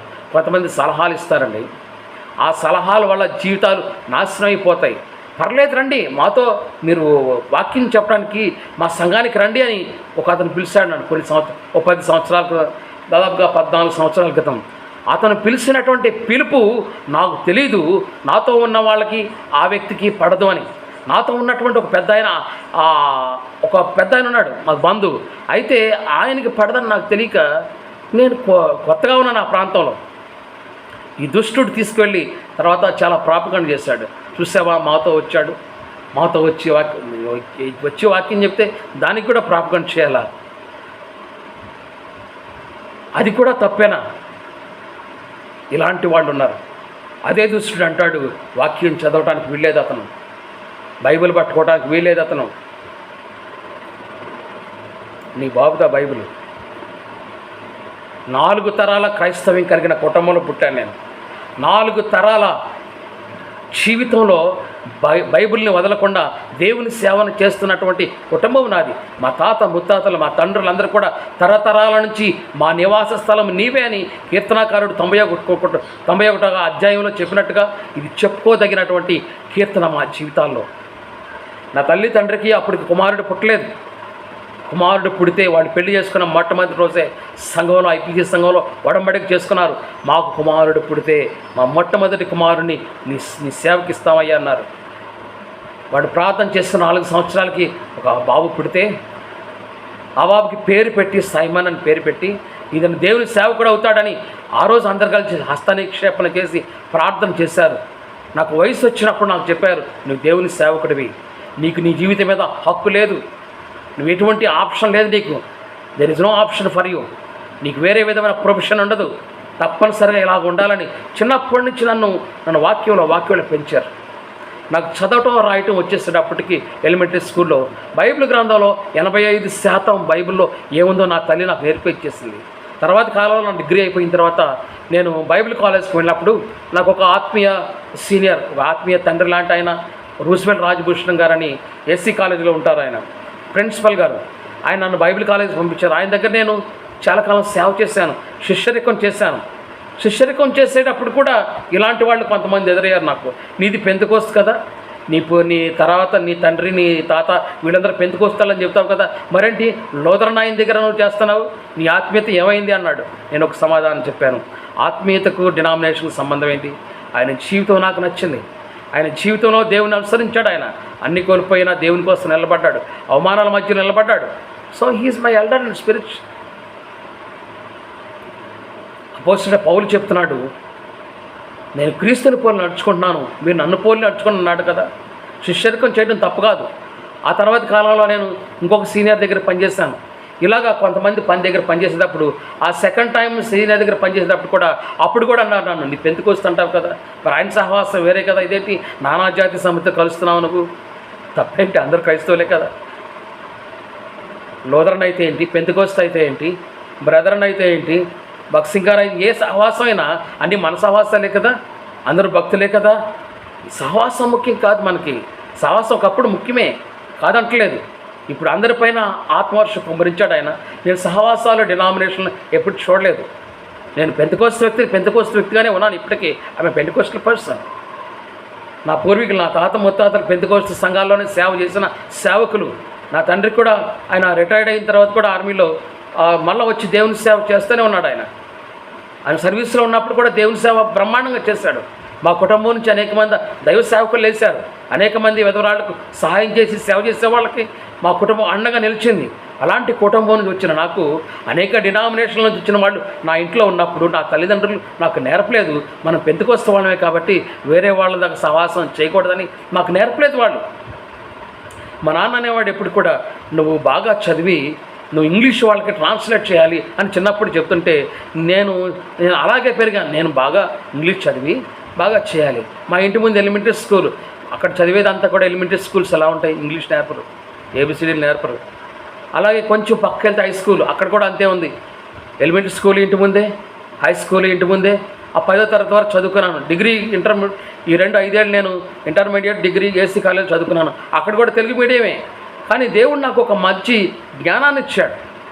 ఆ జ్ఞానం చొప్పున నేను ఇంగ్లీష్లో ఫ్లూయెంట్గా వాక్యం మాట్లాడటం నేర్చుకున్నాను.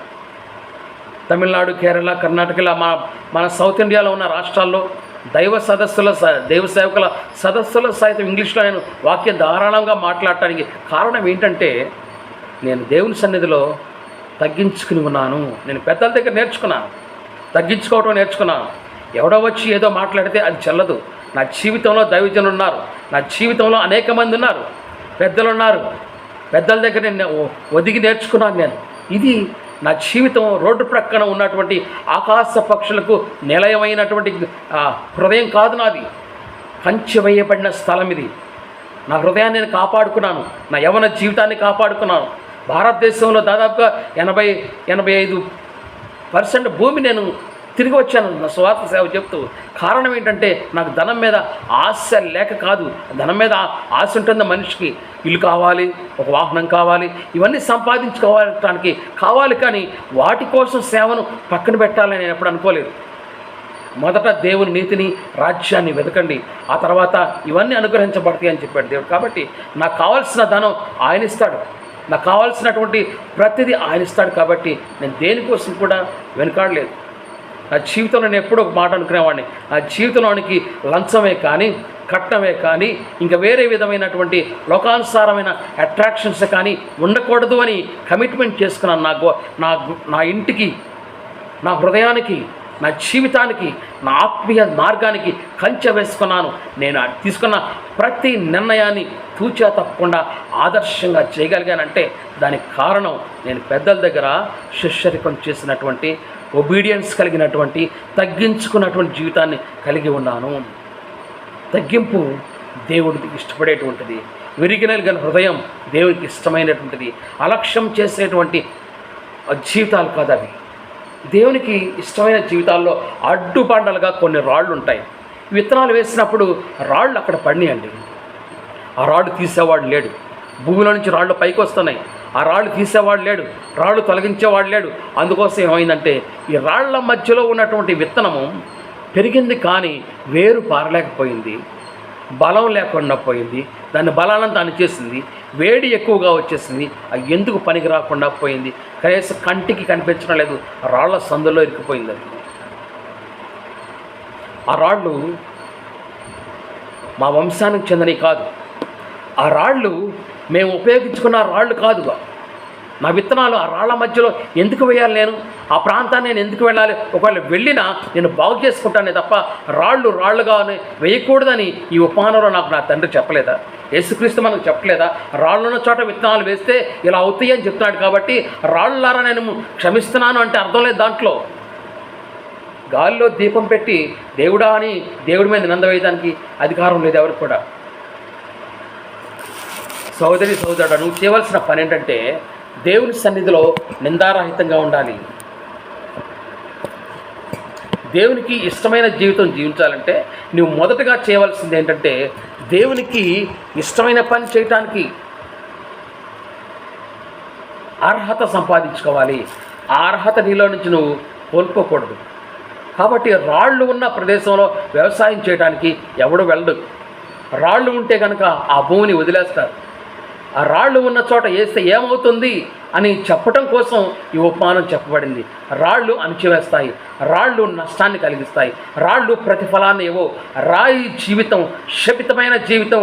రాతి వెనకాల ఉన్నటువంటి లాజరు బయటికి రాలేకపోయాడు. ఎవరైనా తొలగిస్తే తప్ప తొలగనటువంటి రాళ్ళవి. కాబట్టి రాతి జీవితం మంచిది కాదు. ఎవరో నాటబడిన రాయి కాదు అది.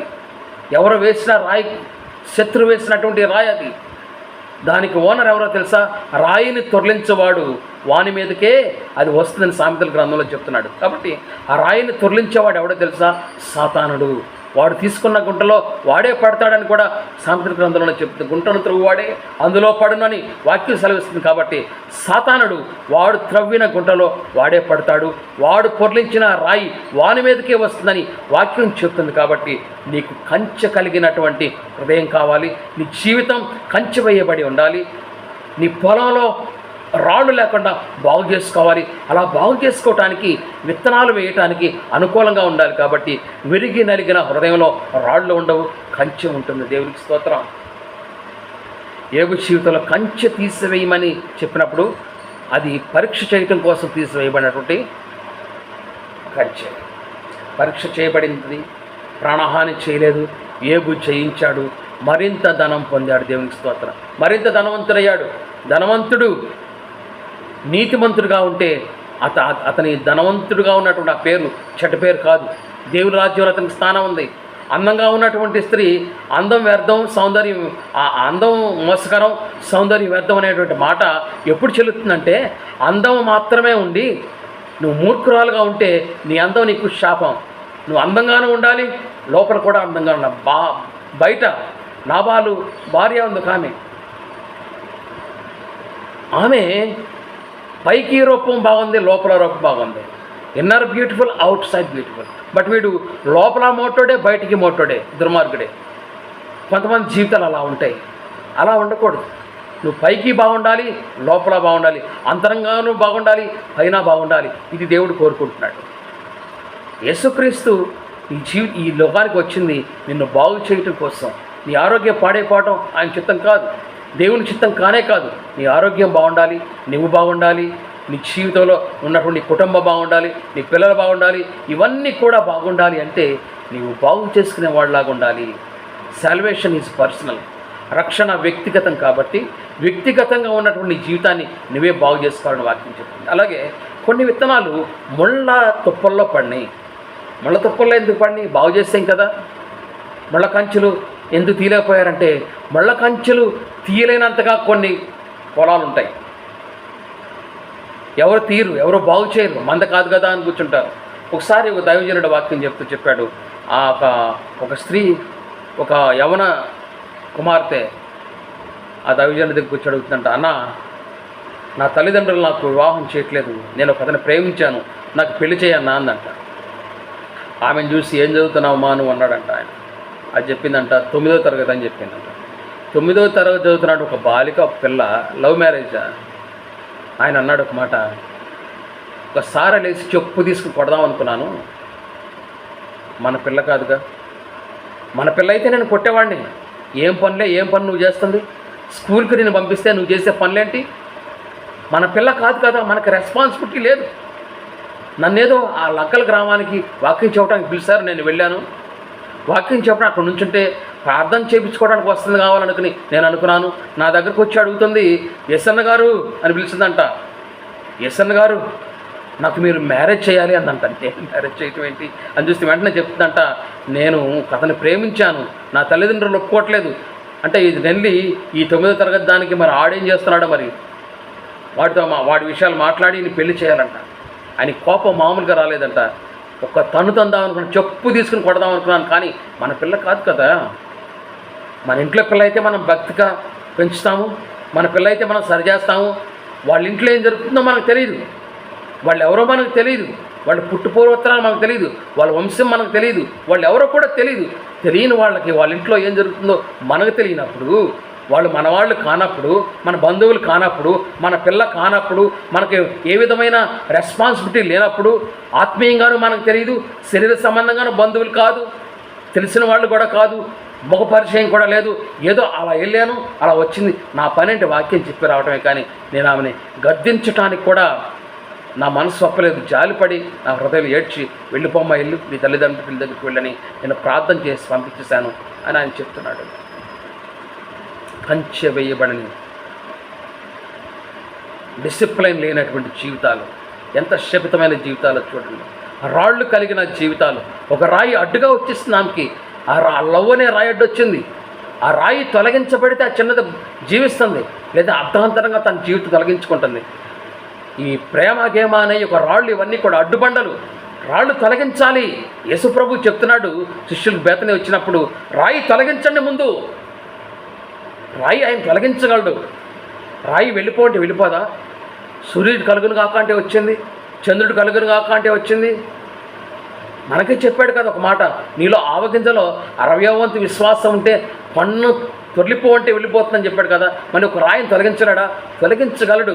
అక్కడ ఒక గొప్ప సత్యం ఉంది. ఏంటంటే అక్కడ శిష్యులు ఉన్నారు, ఇంకా వెంబడించేవారు ఉన్నారు, బేతనీ గ్రామంలో ఉన్నవారు ఉన్నారు, లాజరుకి సహోదరులు 2 ఉన్నారు, అనేక మంది ఉన్నారు. వారందరూ కూడా ఆ గొప్ప అద్భుత కార్యంలో పాలి పంచుకోవాలి. ముఖ్యంగా తన శిష్యులు ఆ రాయి తొలగించి ఉంటే కనుక ఆయన నేర్పుతున్నాడు, నా తర్వాత సేవ చేయాల్సింది మీరే. నేను చేస్తున్నటువంటి ఈ అద్భుత కార్యంలో ఇక్కడున్నవారు కొంతమంది నా మినిస్ట్రీలో చేయవేయని మీరు కూడా నాతో పాలుభాగస్తులు కండి, నాతో కలవండి, కమ్ టు మై విజన్. ఆయనకు ఏం బోధిస్తున్నాడంటే, మీరు సపరేట్గా మీ మార్గంలో వెళ్ళిపోతారేమో, మీ మార్గంలో వెళ్ళొద్దు. నేను ఒక పునాది వేస్తున్నాను, దాంట్లో మీకు పాలిభాగం ఇస్తున్నాను. అపోస్తలుల పునాది మీదే మనం ఎందుకు కట్టాలంటే ఆయన పునాది వేసి వెళ్ళాడు. అదే శిష్యులకు నేర్పుతున్నాడు. నేను చేయబోయే అద్భుత కార్యం, చనిపోయిన లాజరును లేపడానికి నేను మాత్రమే కాదు, దీంట్లో మీ హస్తం కూడా ఉండాలి. మేము కూడా ఆ అద్భుత కార్యంలో, ఆశ్చర్య కార్యంలో, ఆ గొప్ప మెరాకల్లో మా హస్తం కూడా ఉంది అని మీరు గొప్పగా మీ సాక్ష్యాన్ని స్థిరపరచుకోవాలంటే, మీకంటూ కాన్ఫిడెంట్ రావాలంటే, ఆత్మీయంగా మీరు బలపడాలంటే, మీరు వచ్చి ఏం చేయాలంటే నేను చెప్పిన పని చేయండి. లాజరును బ్రతికించేటువంటి ఈ క్రమంలో మీరు కూడా పని చేయండి. రాయి తొలగించండి అని చెప్పాడు తప్ప ఆయన తొలగించలేక కాదు. Is giving a part in his personal mission. లాజరును బ్రతికించడానికి యేసు చేసినటువంటి కార్యంలో తండ్రికి ప్రార్థన చేసినప్పుడు ఆ ప్రార్థనలో భాగం, అక్కడ చేసినట్టు కార్యంలో భాగం శిష్యులకి, అక్కడున్న ప్రజలకి కొంతమందికి ఇస్తున్నాడు. రాయి తొలగించండి అని చెప్పాడు. ఎవరెవరు వెళ్ళి రాయి తొలగించారో, శిష్యులే వెళ్ళారో, శిష్యులతో తిరిగే వాళ్ళే వెళ్ళారో, ఆ గ్రామంలో ఉన్న వాళ్ళే వెళ్ళారో, లేదా మరియ మార్త కూడా చేయవేయాలనే మనసుతో వారు కూడా వెళ్ళారని తెలియదు. కానీ రాయి అయితే అక్కడున్నవారు తొలగించారు. తొలగించిన వారందరూ ధన్యులయ్యారు. ఆయన మిషన్లో వాడికి కూడా అర్హత వచ్చింది. ఇది రాళ్ళు తొలగిస్తే వచ్చేటువంటి ఆశీర్వాదం. తొలగించబడాలి, రాళ్ళు తొలగించబడాలి. రాళ్ళు తొలగించబడటం అంటే దేవుని సేవకు సహకరించటం. దావీదేమనుకున్నాడు? ఒక మందిరాన్ని కట్టాలనుకున్నాడు. దేవునికి ఒక రాయి కనిపించింది దావీదు జీవితంలో. నీ చేతికి రక్తం అంటుకుంది కాబట్టి, నీ చేతిలో రక్తాపరాధం చేసింది కాబట్టి నీవు మందిరం కట్టడం నా చిత్తం కాదు, కాబట్టి నువ్వు వెయిట్ చేయి, నీకు ఆ డిజైర్ ఉంది కాబట్టి నీ కుమారుడైన సొలొమోను వచ్చి కడతాడని చెప్పినప్పుడు దావీదు సొలొమోను కట్టడానికి కావాల్సినటువంటి దారిలో అడ్డుబండ్లన్నీ తొలగించుకుంటూ వచ్చాడు. ఆ రాళ్ళన్నీ తీసుకువేసుకుంటూ వచ్చాడంటే కావాల్సిన సామగ్రి అంతా కూడా కూర్చాడు. బంగారం కావాలా, వెండి కావాలా, ఇత్తడి కావాలా, ఇంకా ఏం కావాలి, మానులు కావాలా, ఏమేం కావాలి, కలప కావాలి, ఎన్ని రాళ్ళు కావాలి, ఇవన్నీ కూడా సమకూర్చి మందిరానికి కట్టడానికి కావాల్సిన సమకూర్చి అడ్డుబండలు తొలగించాడు. దేవునికి స్తోత్రం, హల్లెలూయా. ఇది క్రైస్తవ జీవితం. అడ్డుబండలు తొలగించబడాలి. Preparing the way. ఇంకా మనం చూస్తే ఈ దారిలోనే మనం చూస్తే ముళ్ళ కంపలు. ఈ ముళ్ళ కంపల్లో విత్తనాలు పడినాయి. మొత్తం మీద పడినప్పుడు ఆ విత్తనాలు ఎలా పడినాయి? ఆ బురదలో దాక్కుని ఉంటే కొన్ని విత్తనాలు ఎంత దున్నినా కూడా ఒకవేళ బాగు చేశారు అనుకుందాం, మంచి సంఘమే అనుకుందాం, చాలా చక్కని వాక్యం చెప్పే దైవజనుడు చెప్పేటువంటి కాపుదల ఉన్నటువంటి సంఘమే. కానీ ఆ సంఘంలో కూడా దైవజనుడు ఎంత ఉపవాస ప్రార్థన చేసినా, ఆయన ఎంత శరీరాన్ని అలగొట్టుకున్నా, ఎంత ప్రిపేర్ అయ్యి వాక్యం చెప్పినా, ఆయన ఎంత ఉపవాస ప్రార్థనలు చేసి ఆయన నోరు వాసిపోయినా కూడా, శరీరం సృష్టించిపోతున్నా కూడా కొందరిలో ఉన్నటువంటి ఆ ముళ్ళ విత్తనాలు అంతే ఉండిపోతున్నాయి. ఆ పాత స్వభావం అంతే ఉండిపోతుంది. యేసుక్రీస్తు 3.5 సంవత్సరాలు తిరిగినటువంటి యూదా ఇస్కరియోతు తన పాత స్వభావాన్ని, the old desire of the earning money, ఆ పాత స్వభావం అయినటువంటి ఆ సంపాదన ఆలోచన పోలేదు, లంచం తీసుకున్న ఆలోచన పోలేదు. బందిపోటు బరబ్బా సహవాసం చేసినవాడు, సహవాసాన్ని విడిచి యేసు దగ్గరకు వచ్చినవాడు పాత స్వభావాన్ని విడిచిపెట్టలేకపోయాడు. దున్ని నేల దున్ని దాన్ని చక్కగా చేసి దమ్ము చేసి నీళ్లు చక్కగా పెట్టి నాటు వేసినా కూడా ముళ్ళ కంపలు పైకి లేస్తుంది. కారణం ఏంటంటే ఆ విత్తనాలు ఇంకా ఆ బురదలో కనిపించినంతగా ఉండిపోయినాయి. ఆ విత్తనాలన్నీ కూడా చాలా దారుణంగా పనిచేస్తున్నాయి. అక్కడ మళ్ళీ పంటను కూల్చేస్తున్నాయి, వాటికి రావాల్సిన బలవన్నీ తీసేస్తున్నాయి, అణిచివేస్తున్నాయి. అణిచివేసాయి ఎలాంటి అంటే ఒక వ్యక్తిని చులకనగా చూసేటువంటి స్వభావం కలిగిన వారు అణిచివేస్తున్నారు. దేవుని సేవను అణిచివేయాలని చూస్తున్నారు, దేవుని సేవకులను అణిచివేయాలని చూస్తున్నారు, దేవుని సేవకి అడ్డంగా పెడుతున్నారు. చాలామంది చెప్తుంటారు వాళ్ళు చేసే సేవ వీళ్ళు చేసే సేవని కంపేర్ చేసుకుంటూ ఉంటారు. కంపేర్ చేయడానికి నువ్వెవరు? నీకు తెలుసా ఎవరు ఎలాంటి సేవ చేస్తున్నారో, ఎవరికి దేవుడు ఎలాంటి ధన్యత ఇచ్చాడో, ఏ బ్యాక్గ్రౌండ్ నుంచి వచ్చారో, ఎంత సహనం కలిగిన వారో, ఎంత ఆత్మీయ శక్తి కలిగిన వారో, ఎంత దాతృత్వ స్వభావం కలిగిన వారో, వాళ్ళు ఎంత బలవంతులో నీకు తెలుసా? తెలియదు. నీకు తెలియకుండా జడ్జిమెంట్ చేస్తున్నావు. నువ్వు తెలియకుండా జడ్జిమెంట్ చేసినప్పుడు ఆ నేలలో నువ్వే పడిపోతున్నావు. కాబట్టి ప్రియ సహోదరి సహోదరు, నా స్నేహితుడా, నువ్వు జడ్జిమెంట్ చేయబాకు. తీర్పు తీర్చడానికి నువ్వెవడోరా మానవుడా అని దేవుడు అడుగుతున్నాడు. నువ్వు తీర్పు తీర్చుకో, నువ్వు తీర్పు తీర్చుకో, నువ్వు సరిచేసుకో, నువ్వు సరిచేసుకునేటువంటి జీవితాన్ని కలిగి ఉండు. చూడండి, ఇక్కడ ఆ విత్తనాలు ఎప్పుడైతే ఉన్నాయో వారు ఎంత మాత్రం కన్నా ముందుకు రాలేకపోతున్నారు. సహవాసం మంచిదే, సంఘ కాపరి మంచివాడే, అక్కడ ఉన్నటువంటి నియమ నిబంధనలు మంచియే, వాక్యం విస్తారంగా ఉంది, అనేక మంది స్వార్థికులు వాక్యం చెప్తున్నారు, అక్కడ పరిచారకులు పరిచయం చేస్తున్నారు, ప్రవచనాలు ఉన్నాయి, అక్కడ భాషలు మాట్లాడుతున్నారు, సంఘంలో అన్నీ ఉన్నాయి. కానీ అంత క్షేమం ఉంది, కానీ క్షమాభివృద్ధి ఉంది. కానీ కొంతమంది జీవితాల్లో శాపాలుగానే యూదా ఇస్కరియోతులాగా ఉండడానికి కారణం ఏంటంటే the old nature has been not removed. పాత స్వభావం తొలగించబడలేదు, రాళ్ళు తొలగించబడలేదు, అడ్డుగానే ఉన్నాయి రాళ్ళు. ఎవరైనా వచ్చి సహాయం చేయాలి వారికి. యూదా రాసిన పత్రికలో చెప్తాడు, సందేహపడే వారి మీద కనికరము చూపండి. ఇలాంటి సందేహపడే సంఘాల్లో చాలామంది ఉన్నారు. విశ్వాసులే కాదు, సందేహపడేటువంటి యాజకులు ఉన్నారు, సందేహపడే బలహీనులు అయినటువంటి సంఘ నాయకులు ఉన్నారు. పేరుకే నాయకులు. నేతి బీరకాయలో నెయ్యి లేదంట, మైసూరు బజ్జీలో మైసూరు ఉండదు, దైవ సేవకుల్లో దైవత్వం లేదు, సంఘ కాపరులో కాపరు లేడు, సంఘ నాయకుల్లో నాయకత్వ లక్షణాలు లేవు. ఏమున్నాయిరా బాబు అంటే సబ్బు బిళ్ళ మీద కాలేస్తే జర్రలు జారి కింద పడిపోయే విధంగా చిన్న చిన్న బలహీనతలకే పడిపోయి అవమానాలు తీసుకొచ్చి దేవుని నామాన్ని కనపరచాల్సినటువంటి వ్యక్తి అవమానపరుస్తూ ఉన్నాడు. యాజకత్వాన్ని అవమానపరుస్తున్నారు చాలామంది ఈరోజు. ఇలాంటి జీవితాల నుంచి విముక్తి రావాలి అంటే నీ జీవితాన్ని నువ్వు సరిచేసుకో. పౌలు అంటున్నాడు తన శిష్యుడితో, watch your doctrine closely so that you will save yourself and your hearers. నువ్వు చెప్పేటువంటి బోధన జాగ్రత్తగా చూసుకో. నీవు రక్షించుకుంటావు, నీ వాక్యం వినేవారిని కూడా రక్షిస్తావు. జాగ్రత్త. నువ్వు పరీక్ష చేసుకోవాలి తప్పనిసరిగా. పరీక్ష చేసుకోకుండా నువ్వు వెళ్తే కుదరదు. యేసు ప్రభు సైతం శిష్యులు అడుగుతున్నారు, మనుష్య కుమారుని గురించి ప్రజలు ఏమని చెప్పుకున్నారని ఒక ఎంక్వైరీ చేశాడు ఆయనే. శిష్యులందరిని అడుగుతాడు, ఏమని చెప్పుకుంటున్నారు వీళ్ళంతా? గలిలయలో ఏం చెప్పుకుంటున్నారు, నజరేతులో ఏం చెప్పుకుంటున్నారు, యోదయలో ఏం చెప్పుకుంటున్నారు, యెరూషలేములో ఏం చెప్పుకుంటున్నారు, వీళ్ళంతా ఏమనుకుంటున్నారు నా గురించి అంటే వారు డిఫరెంట్ ఆన్సర్స్ ఇచ్చాడు. Is not satisfied. వాళ్ళందరూ అనుకునే దాన్ని బట్టి కాదు, కానీ మీరేమనుకుంటున్నారు అని వారి అభిప్రాయాన్ని కూడా అడిగాడు. నిన్ను నీవు పరీక్ష చేసుకోవాల్సిన అవసరం నీకు ఉంది. యేసు సహితమే యాజకుడు అవ్వాలంటే ప్రమాణం చేయకుండా యాజకుడు కాలేదు కదా. యేసు సహితమే తన జీవితాన్ని గురించి ప్రజలు ఏమనుకుంటున్నారో పరీక్ష చేసుకుంటున్నాడు కదా. యేసు సైతము పాపము లేనివాడు, పాప రహితుడు ఆయన, పాప సహితుడు ఆయన. పాపము లేనివాడు, పాపాన్ని సహించినవాడు, పాపిని క్షమించినవాడు సైతమే పాపము లేనివాడే, శరీరంలో బలహీనత లేనివాడు, దొంగ స్వభావం లేనివాడు, వ్యభిచారం లేనివాడు, ఏ విధమైన పాపానికి తావు లేనటువంటి పరిశుద్ధ జీవితం జీవిస్తున్నటువంటి వ్యక్తే తన శరీరాన్ని ఉపవాస ప్రార్థనతో 40 రాత్రులు 40 పగళ్ళు ఆయన తీర్చిదిద్దుకుంటే, శరీరాన్ని శుష్కప్పజేసుకుంటే ఉపవాస ప్రార్థన చేయటం నీకు అంత హాస్యం ఎందుకైపోయింది? కొందరు నాకు తెలుసు ఉపవాస ప్రార్థన అంటే చాలా హాస్యం వారికి. వారు చేయలేరు, బలహీనులు, వారి వల్ల కాదు, వారిలో దుష్టత్వం ఉంది. ఉపవాస ప్రార్థన చేసేవారంటే వారికి చాలా అసహ్యం, దిద్దుబాటు అసహ్యం వారికి. ఉపవాస ప్రార్థన దిద్దుతుంది, ఉపవాస ప్రార్థన బలహీనను బలపరుస్తుంది. కంచెలు తీసివేయబడతాయి.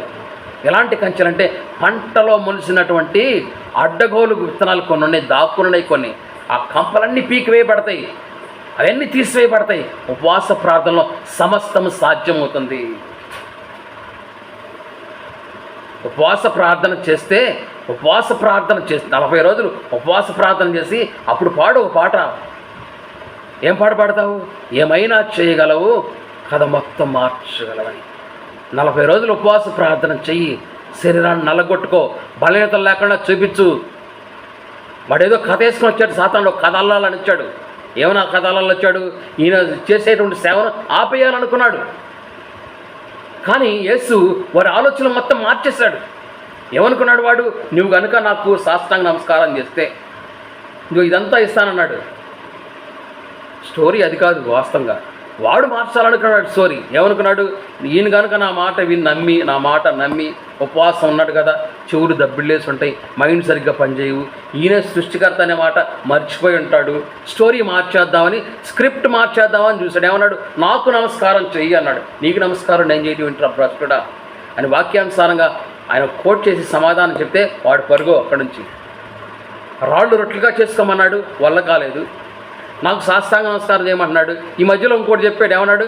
ఇంకో మాట అన్నాడు. 3వ టెంప్టేషన్ కూడా ఏమంటాడు? పైనుంచి కిందకి దూకేయమంటున్నాడు. దూకితే దేవదూతలు వస్తాయి. నాకు తెలియదా దేవతలు వస్తాయి అని? ఆయనకు తెలియదా? మాకు దేవదూతలు కాపలా ఉన్నారని తెలియదా? దూతల సమూహం ఉందని నాకు తెలియదు. యేసుప్రభు చెప్పాడు పేతురుతో, నేను కనుక ఆర్డర్ వేస్తే వేవేల దూతల సమూహాలు వస్తాయి, నువ్వెందుకు కత్తి తీస్తున్నావు? కత్తి వరలబెట్టు. కత్తి తీసిన వాడు కత్తితోనే పోతాడు. జాగ్రత్త, కత్తితో మనకు సంబంధం లేదు. ఆయనకి తెలుసు వేవేల దేవదూతలు వస్తాయని తెలుసు కూడా ఆయన సహనంతో ఉన్నాడు. మగస్సరి కలిగిన సేవ చేసినటువంటి వాడు యేసుక్రీస్తు దైవ కుమారుడు. అలాంటి సేవ చేయాలనే నీ సిలువ నువ్వెత్తుకోవాలి తప్ప వేరే వాడి సిలువ ఎత్తుకోవాలని ప్రయత్నం చెప్పకు. Don't be a imitator, be a follower. ఆయన్ని, యేసుని అనుసరించు. Follow Jesus. గొర్రె చర్మాన్ని కప్పున తోడేలు వలె ఉంటే ఇమిటేటర్ అవుతావు నువ్వు. వేరే వారిలాగా వీరిలాగా ఉండకు నువ్వు. నిన్ను నీలాగానే చేశాడు. భూమి మీద నీలాంటి వాడు వేరే కూడా ఉండడు. పోలిన మగ పోలికలు ఉంటాయేమో తప్ప నీ ఆత్మను వేరే వాటిలోకి వెళ్ళటానికి అవకాశం లేదు. వేరే ఆత్మలకు నువ్వు వెళ్ళలేవు. అది సైతాన్లో వస్తాయి ఆ ఆత్మలలాగా. సైతాన్ ఆత్మలు అవి. నీ ఆత్మలకు వేరే ఆత్మ వచ్చిందంటే అది సైతాన్ ఆత్మ. అంటే నువ్వు దురాత్మవి, దురాత్మ పట్టిన వాడివి. ఎవరి ఆత్మ వారిలోనే ఉంటుంది.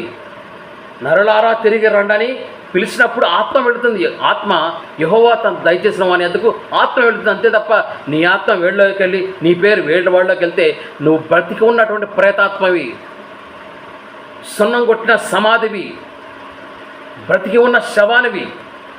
ఇక్కడ మృతులకు ఇక్కడ స్థానం లేదు. మృతులను మృతులు పాతి పెట్టుకుంటారు. ఇక్కడ వారు అక్కడికి, అక్కడ వారు ఇక్కడికి వెళ్ళటానికి వీలు లేదని తండ్రివైన అబ్రహామాని పిలిచిన వాడికి సైతం సమాధానం చెప్పాడు కదా. కాబట్టి ఎవరి జీవితం, ఎవరి శిలువ వారే ఎత్తుకోవాలి. ఇక్కడ ఈ ముళ్ళ కంచె లాంటి స్వభావం కలిగిన వారు వేషాలు వేస్తున్నారు. ముళ్ళ కంచెలాగా వేషం వేస్తున్నారు. అణిచేయాలని చూస్తున్నారు కొంతమందిని, వారే అణచబడతారు. కాబట్టి జాగ్రత్త. దేవుడు విక్రయించబడ్డం. ఇక్కడ మనం చూసాము, ఆహ్వానం లేనటువంటి ఆకాశ పక్షులు వచ్చినాయి.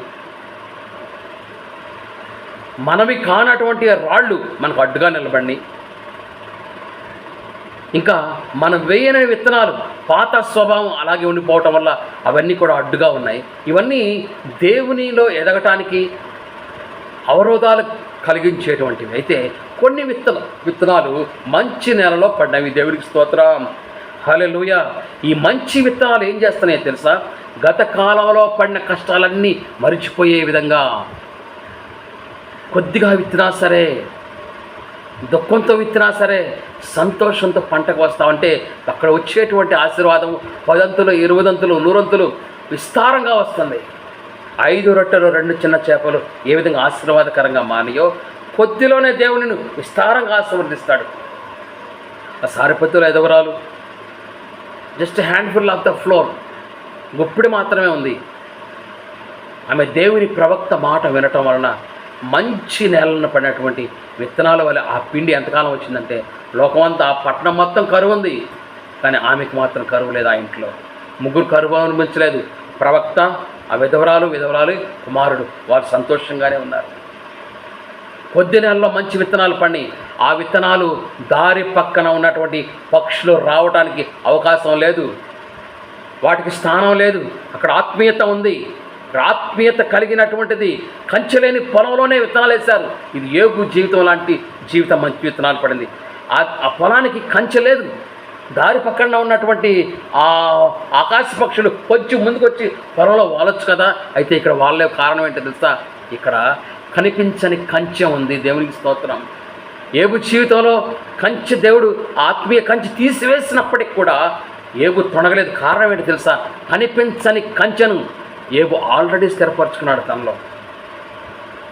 కనిపించని కంచె అతని జీవితంలో ఉంది ఆల్రెడీ.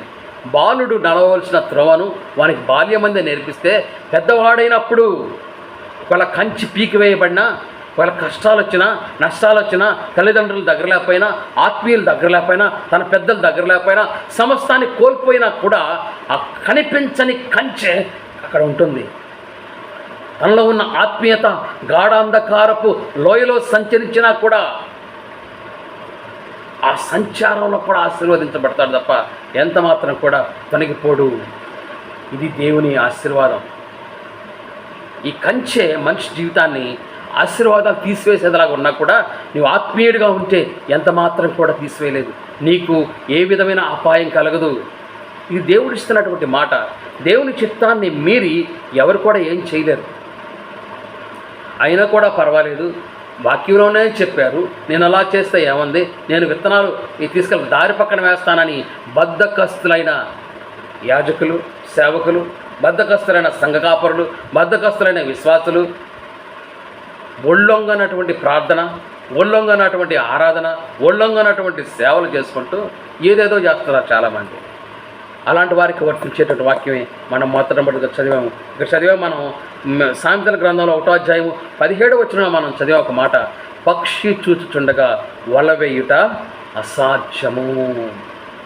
నువ్వు ఎన్ని ప్రయత్నాలైనా చెయ్యి, సమయం నీది కాదన్నప్పుడు దేవుని చిత్తాన్ని బట్టి వెయిట్ చేయాలి తప్ప ఆయన హస్తాల కింద అణిగి ఉండి తగిన కాలంలో హెచ్చిస్తాడు ఆయన.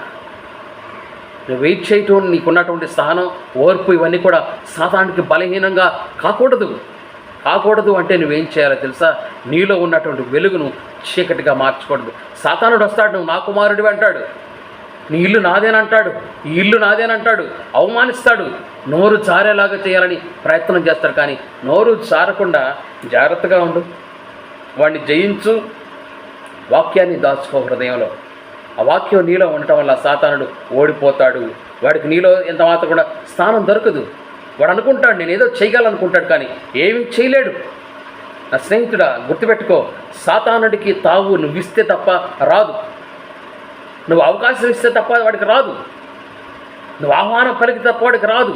కంచె నీ చేతులతో నీవు తీస్తేనే పోతుంది.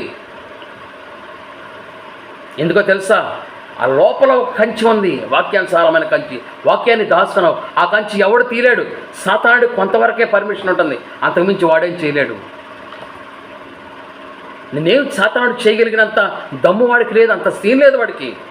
అంత దమ్మున్నవాడు కాదాడు. అంత దమ్మున్నవాడైతే 40 రోజులు వెయిట్ చేయాల్సిన అవసరం ఏంటి? అంత దమ్మున్నవాడు అయితే ఆడైతే నీ గురించి నా గురించి సాతానుడికి తెలిసినప్పటికి కూడా ఎవరు మిరింగుదునా అని గర్జన వలె వేషం వేయాల్సిన అవసరం ఏంటి? దమ్ముగా రావచ్చు కదా. దొంగతనంగా రావటం ఎందుకు? వేషం వేయటం దేనికి? అటు ఇటు తిరిగిలాడటం ఎందుకు? ఒకసారి వచ్చి అటాక్ చేయొచ్చు కదా. చేయలేకపోతాడు. కారణం ఏంటంటే దొంగతనంగా రావాలని చూస్తున్నాడు, వేషం మార్చి రావాలని చూస్తున్నాడు. వాడి వేషంగానే ఉంటే నువ్వు అలర్ట్ అవుతావని తెలుసు, నువ్వు మంచి విశ్వాసం అని తెలుసు, ఆత్మీయ ఎదిగినవాడు అని తెలుసు, పరిశుద్ధాత్మతో నింపబడినవాడు అని తెలుసు, బలమైన క్రైస్తవ జీవితం జీవిస్తున్నవాడు అని తెలుసు, డబ్బుకు లోబడమని తెలుసు, స్త్రీకి లోబడమని తెలుసు. కానీ బలహీనమైనటువంటి సమయాల కోసం ఎదురు చూసి వేషం వేసి నిన్ను లొంగ తీసుకోవటం కోసం వాడు ఎదురు చూస్తున్నాడు. నువ్వు బలహీనుడు కాదు, సామాన్యుడు కాదు. You are saved by the Jesus Christ blood. రక్తంతో కడగబట్టం అంటే సామాన్యమైన విషయం కాదు. రక్తమే ప్రాణానికి ప్రాణం. ఒక ప్రాణంతో ఉన్నటువంటి రక్తాన్ని నీకోసం చిందించాడంటే నీకున్న సమస్త విధమైన బలహీనతలు పోయేటువంటి ప్రశస్తమైన రక్తంలో నువ్వు కడగబడ్డావు. యేసు రక్తమే జయము. యేసు రక్తంలో నీకు జయం ఉందని మర్చిపోయావా? యేసు రక్తంలో కడుగుబడ్డావని మర్చిపోయావా? దారి పక్కనే ఉన్న విత్తనాలు తీసుకెళ్ళడానికి అవకాశం లేకుండా నువ్వు చేసుకోలేవా? చేయగలవు. అందుకోసం ఈ పేరబుల్ చెప్పబడింది. ఏబుని ఏం చేయలేకపోయింది. రాళ్ళు ఉన్నప్పటికీ కూడా రాళ్ళు ఏం చేయలేవు. ఆయనే ఆజ్ఞాపిస్తాడు నీకోసం. రాళ్ళు తొలగించండి అని చెప్తాడు. కొన్ని రాళ్ళు అడ్డుపడినాయి కదా. ఎక్కడ అడ్డుపడినాయి? ఎరికోలో ఒక గుడ్డివాడు అరుస్తూ ఉన్నాడు. ఈ రాళ్ళు ఏ రాళ్ళలో కాదు, పక్కనే యేసుక్రీస్తు ఉన్నటువంటి శిష్యులే వీళ్ళే రాళ్ళుగా ఉన్నారు. కొన్నిసార్లు దైవజనులకే దయ్యాలు పడతాయి. కొన్నిసార్లు వీడికి ఏకేస్తున్నాడు, దావీదు కుమారుడా నన్ను కరుణించు అంటే, రే గుడ్డివాడు ఆగు, ఈ రాళ్ళు అడ్డు బండలుగా వచ్చినాయి. ఆయన చెప్తున్నాడు, ఆ రాళ్ళకే చెప్తున్నాడు, తొలగిపోండి, మీరు అడ్డు తొలగండి, మీరే అడ్డు తొలగి మీరే ఆ గుడ్డివాడిని నా దగ్గరకు తీసుకురండి. ఆమేన్, హల్లెలూయా. ధైర్యం కలుగుతుందా? ధైర్యంగా ఉన్నావా? కష్టాల్లో నష్టాల్లో పడిపోయి నా జీవితం అంతే అనుకుంటున్నావా? కాదు. నీకు ఎవరైతే అడ్డుపడ్డారో వారి చేతే ఫైన్ కట్టిస్తాడు దేవుడు. ఎవరైతే కూల్చేస్తాడో, నా ఇల్లు కూల్చాను అని సాతానుడు అనుకుంటా ఉంటే వారే మళ్ళీ వచ్చి పనిచేస్తారు కూలీలుగా. అక్కడ నా పొలం పాడు చేశాను అనుకుంటున్నారా? వారే వచ్చి వ్యవసాయం చేస్తారు నా బదులు. నేను వ్యవసాయం చేయను, వారే వచ్చి చేస్తారు. వారే వచ్చి అన్నీ చేస్తారు. ఎవరో మోసగించాను అనుకుంటున్నాడు ఎవడైనా, ఆ మోసంలో వాడే పడిపోతాడు. పక్షి చూచుండగా వల వేయుట అసాధ్యము. చాలామంది అంటారు, ఏంటి చాలా కాలం అయిపోయింది కదా, ఏంటి ఏ ప్రయత్నాలు లేవు, ఎలాంటి ఏం చేయట్లేదంటే, సాతానుడి చేతిలో మనం చిక్కుబడిపోయినప్పుడు, మన చుట్టూ శత్రువులు ఉన్నప్పుడు, ఒక కార్యం జరగాలి అంటే, పక్షి చూస్తుంది అంటే, అప్పుడు అనవసరంగా వృధా ప్రయత్నాలు చేయొద్దు. దేవుని వాక్యం చాలా స్పష్టంగా చెప్తుంది. వాడు మోసం చేస్తాడు అనుకున్నాడా? నేను మోసం చేయగలిగాను అనుకున్నాడు యాకోబు. నేను మోసం చేయగలిగాను, మొత్తం ఆశీర్వాదాలను నేనే తీసుకున్నాను అనుకున్నాడు యాకోబు. కానీ జరిగింది ఏంటంటే, యాకోబు ఏమి తీసుకెళ్ళలేకపోయాడు. యాకోబు మొదటి స్థానాన్ని కోరుకున్నాడు అక్రమంగా. అన్నస్థానం కావాలనుకున్నాడు. వీడు రెండోవాడు కదా, జ్యేష్ఠుడు కావాలనుకున్నాడు. తండ్రి దగ్గర ఆశీర్వాదాలన్నీ కోరుకున్నాడు. చిన్నవాడు వచ్చాడు పాపం అడుగుతూ, పెద్దవాడు చిన్నవాడు తీసుకెళ్ళిపోయాడు కదా, పెద్దవాడు వచ్చి అడుగుతాడు, ఏది ఉంటే అదే ఇవ్వయ్యాడు, మోసం చేశాడు కదా, ఏది ఉంటే అదే ఇవ్వంటే నీ నేల నిస్సారం అవుతుంది, నీ పంటలో నీ పొలంలో ఆకాశపు మంచు కురవదు అని చెప్పాడు. మనం చూస్తే యాకోబు మరలా లాబాన్ గారి దగ్గర నుంచి 2 భార్యలు చేసుకుని, పిల్లల్ని తీసుకుని, దాసీలను చేసుకుని, ఆస్తిపాస్తులు విస్తారంగా సంపాదించుకుని ఆ రాత్రి ఎబ్బుకరేవులో ఒక్కడే నిలిచిపోయి దేవుని చేత ఆశీర్వదించబడి తొంటినరం తెగిపోయి కుంటోడైపోయి అన్న దగ్గరికి వెళ్తా ముందుకు ఒక పోర్షన్ పంపించేసి మంచి గిఫ్ట్లు పంపించాడు అన్నకి. ఏమని, ఇదిగో మీ తమ్ముడు వస్తున్నాడు, మీ దగ్గరికి వస్తున్నాడు అని ముందు వెళ్ళి వాడు చెప్తున్నారు వాళ్ళు. ఆయన అంటాడు, ఎప్పుడైనా మనకి అవసరంలో ఉన్నప్పుడు ఎవరైనా డబ్బు ఇస్తే తీసుకోకుండా ఉంటారా? విస్తారమైన సంపాదన ఇస్తున్నాడు, తీసుకోకుండా ఉంటారా? తీసుకుంటారు. చాలా పిసినారులు అంటారు, డబ్బు ఎంత ఉన్నా కూడా ఇంకా కావాలంటారు. అలాంటిది యోసేపు ఏంటి, నాకు అవసరం లేదంటున్నాడు. మరి శపించబడ్డాడు కదా, నిస్సారం అయిపోతుంది నీ భూమి అన్నాడు కదా తండ్రి. అంటే యోసేపు పాజిటివ్గా తీసుకున్నాడు. కొన్ని విషయాల్లో దూరంగా ఉన్నప్పటికి కూడా పెద్ద కుమారుడు వలె చిన్న కుమారుడు పాడైపోయి తిరిగి వచ్చేటప్పుడు చిన్న కుమారుడు రిక్తుడిగా వచ్చాడు. పెద్ద కుమారుడికి అన్నీ ఉన్నాయి. అలాగే యోసేపు దగ్గర అన్నీ ఉన్నాయి. దేవుడు అతన్ని కూడా ఆశీర్వదించాడు. యోసేపు ఆస్తి యాకోబు ఆస్తి కన్నా ఎక్కువ ఉంది. అందుకే అంటాడు, నాకు కావాల్సినంత ఉందమ్మా, ఇక్కడ నా దేవుడు నాకు కావాల్సినంత ఇచ్చాడు. ఇరుకులో విశాలత కలుగు చేశాడు. నా భూమి పండకపోయినా మంచు కురవకపోయినా దేవుని ఆశీర్వదించాడు. నాకు అవసరం లేదు ఇవన్నీ కూడా. వీళ్ళందరూ ఎవరు, నాకెందుకు వీళ్ళందరూ? నీ దాసులు నీ దగ్గరే పెట్టుకో, నీ కొడుకులు నీ దగ్గరే పెట్టుకో, నీ భార్యలు నీ దగ్గరే పెట్టుకో, నీ మందలు నీ దగ్గరే పెట్టుకో, నీ ఒంటెలు నాకు అవసరం లేదు, నీ గేదెలు నాకు అవసరం లేదు, నీ బర్రెలు నాకు అవసరం లేదు, నీ గొర్రెలు మేకలు మొత్తం సమస్త నీ దగ్గరే పెట్టుకో, పరుల సొమ్ము నాకు అవసరం లేదు. ఇతరులది ఆశించకూడదు అని నేర్చుకున్నటువంటి ఇస్సాకు జీవితంలో ఉన్నటువంటి విశ్వాసం కొంత యేసావులో కూడా కనిపిస్తుంది. ఇక్కడ ఇతరులు ఆశించకుండా, తమ్ముడి దగ్గర ఉన్న తీసుకోకుండా తమ్ముడిని క్షమించేశాడు. రారా దొరికాడు వాడు, పదండ్రా వెళ్దాం, ఈసారి వేసేద్దాం, అప్పుడు నాకు దొరకలేదు, వాడు చాలా నన్ను మోసం చేశాడు అనుకున్నాడా? అనుకోలేదు. ఒకప్పుడు అలాంటి స్వభావం ఉన్న కాలంలో తమ్ముడి మీద అతనికి ప్రేమ కలిగి ఏం చేశాడు తెలుసా? అతని జీవితాన్ని గుర్తు చేసుకుంటూ తమ్ముడి మీద ప్రేమ పెంచుకున్నాడు. యాకోబు జీవితంలో విశ్వాసం పెరిగింది. అతని విశ్వాసమే అన్నను ఆపేసింది. అతను దేవుని దగ్గర పెనుగులాడాడు. దేవుని దగ్గర పెనుగులాడి విశ్వాస సహితమైన ప్రార్థన చేసి ఆ విశ్వాసం ద్వారా ఏ అన్న అయితే చంపాలనుకున్నాడో ఆయనే ఎదురెళ్ళి ఆహ్వానిస్తూ ఉన్నాడు. ఇది పక్షి చూచుచుండగా వలవేయుట అసాధ్యము అని చెప్పే మాటకు వ్యతిరేకంగా ఉంది కదా. దేవుడు తలుచుకుంటే దేన్నైనా సరే మార్చివేస్తాడు. కథ మొత్తం మార్చేస్తాడు కదా. అప్పుడు మారిపోయిందా కదా? కథ మారిపోయిందా? ఎబ్బోకరేవులో మార్చాడు కదా, ఉపవాస ప్రార్థన మార్చింది కదా, 40 రోజులు మార్చింది కదా. కథ మారాలంటే కాలు నరం తెగింది. కథ మారాలంటే శరీరం నలగొట్టబడింది. కథ మారాలంటే కుంటోడైపోయాడు, మొత్తం వదిలేశాడు, భార్యలను వదిలేశాడు, పిల్లలను వదిలేశాడు, భయపడిపోయి నేను వెళ్ళినప్పుడు స్టోరీ ఒకటయ్యా వాడు వేసేస్తాడు నన్ను అనుకున్నాడు. కానీ కథ మారిపోయింది. ఎక్కడ కథ మారడానికి కారణం ఏంటంటే రాత్రి అంతా తన్నులు తింటానే ఉన్నాడు. అప్పుడు మారింది కదా. సరదాగా ఊపుకుంటా పాడితే మారదు కదా, సరదాగా చిటుకులేసుకుంటా పాడితే మారదు కదా, వీడియోలు తీస్తే మారదు కదా, రాగం సగ్గా పాడుకుంటూ పోతే మారదు కదా. కథ మారాలంటే నీ శరీర కథ మారాలి, నలగొట్టుకోవాలి శరీరాన్ని. యాకోబు రాత్రి అంతా పెనుగులాడితే తొంటె నరము తెగితే ఉదయాన్నే కుంటుకుంటూ వెళ్తుంటే కథ అక్కడ మారింది. అప్పుడు మారింది కథ. కథ మారుస్తాడు, మార్చడానికి ఆయన వచ్చాడు. అపోస్తలులందరూ కూడా ఒక ప్రాంతానికి వెళ్తే వాళ్ళు అంటున్నారు, భూమిని తల్ల క్రిందులు చేయవారు ఇక్కడికి వచ్చారే, వారి బోధ అలా ఉంది. అపోస్తలుల బోధ సాతానుని వాడు చూస్తున్నప్పుడే వాడి కథ మార్చేస్తారు. వాక్యం చెప్తుంది కదా ఇక్కడ, ఏమని చెప్పింది? పక్షి చూచుండగా వలవేయుట అసాధ్యము. అసాధ్యమే, కానీ దేవుడు అసాధ్యాలను కాడ సుసాధ్యాలు చేయగలిగిన సంపన్నుడు మన దేవుడు. అంతటి గొప్ప ఆశీర్వాదకరమైన దేవుడు మనకున్నాడు. దరిద్రాన్ని మార్చేస్తాడు, ఐశ్వర్యవంతుడిగా చేస్తాడు, బలహీనుడిని బలవంతుడిగా చేస్తాడు. అంతటి శూరుడు మన దేవుడు. ఏమీ చేతకాడిన వాడిని అన్నీ వచ్చేలాగా చేయగలడు. అంతటి పరాక్రమవంతుడు, అంతటి శక్తిమంతుడు, అంతటి మాటకారి ఆయన, అంతటి చేయగలిగినటువంటి దేవుడు మన దేవుడు. కాబట్టి ఆయనకి పిల్లలుగా ఉన్నటువంటి మనము విశ్వాసము ద్వారా ప్రతిదీ కూడా సాధించగలము. ఇది దేవుడు మనకిస్తున్నటువంటి ఆశీర్వాదం. అందుకే ఆయన ఈ ఉపమానం అంతా కూడా చెప్తాడు. ఆయన ఈ పక్షి చూచుండగా వల వేయుట అసాధ్యము అని చెప్పాడు. పక్షి చూసేటప్పుడు వల వేస్తే అసాధ్యమే, అది ఎంత మాత్రం కూడా దాంట్లో పడదు. కానీ దేవుని తోడు ఉంటే ఎలాంటిదైనా సాధ్యం.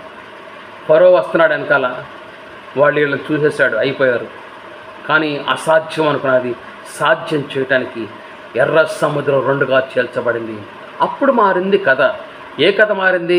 చంపుదాము అనుకున్న వాళ్ళు చచ్చారు, మనం చస్తున్నామరా బాబు అనుకున్న వాళ్ళు బతికారు. మారిందా కదా? మారాలి అంటే నాయకుడి మాట వినాలి, నాయకుడికి ఎదురు తిరగకూడదు. కథ మారాలి అంటే మీరు ఊరక నిలుచుండి చూడుడి అన్నాడు చెప్పాడు దేవుడు. ఏం చేయాలి? మీరు ఊరక నిలుచుండి చూడుడి, యెహోవా చేయబో కార్యాన్ని మీరు చూడండి అని చెప్పాడు మోషే వారితో. వారి విశ్వాసంతో అలా ఊరక నిలుచుండి చూశారు, కథ మార్చేస్తాడు. కథ మార్చాలి అంటే నాయకుడి మాట వినాలి, సణిగే గొడిగా జనాలుగా ఉండకూడదు. కథ మార్చబడాలంటే ఐకమత్యంగా ఉండాలి. కథ మార్చాలంటే నువ్వు డిఫెన్స్ కోసం ఉండాలి, కానీ అటాక్ కోసం వెళ్ళకూడదు. అటాక్ చేస్తున్న వారు ఫరో సైన్యం, డిఫెన్స్ కోసం ఉన్నవారు ఇశ్రాయేలీయులు. వీళ్ళు రక్షణ కోసం కేకలేస్తున్న ప్రభావం రక్షించాలి. అప్పుడు మారుతుంది కథ. తిన్నాది అరగకుండా కొట్టుకుంటా ఉంటే కథ మారలు. కథలు మారవిలాగా దొంగతనాలు చేసుకుంటూ దోపిడీలు చేసుకుంటూ ఉంటే కథలు మారతాయా? మారు మనసు లేని వారికి కథలు మారవు, అవి మారవు. కథ మారాలంటే నువ్వు మారు మనసు పొందాలి. కథ మారాలంటే విరిగినగిన హృదయం కావాలి. కథ మారాలంటే అన్ని విధాలా నువ్వు దేవునికి ఆయన పాదాల చెంత సమర్పించుకోవాలి. విగ్రహాలు తొలగించబడాలి, అన్య సంప్రదాయాలు పోవాలి. ప్రతి విధమైన విరిగి నలిగిన హృదయంతో ఆయన దగ్గరకు వచ్చి సాష్టాంగ నమస్కారం చేసి ప్రతిదీ సమర్పించుకుంటే మారుతుంది, ఖచ్చితంగా మారుతుంది కథ. సమస్తాన్ని మార్చివేయగలిగిన వాడు ఆయన. కాబట్టి ఆ ప్రియ సహోదరుడా, మనమంతా కూడా ఎవరు అంటే మన జీవితాలు ఆయన చేతిలో పెట్టడానికి వచ్చాము. ఏం చేసినా ఆయన చిత్తమే. దేవుని చిత్తాన్ని మార్చగలిగిన వాడు ఎవడూ లేడు. దేవుని చిత్తాన్ని మార్చడం ఎవరి వల్ల కాదు. ఆయన ఇష్టమైతే మారుస్తాడు. అందుకే చెప్తాడు, చాలామంది అడుగుతూ ఉంటారు, అయ్యా నీకు ఇష్టమైతే బాగు చేయ.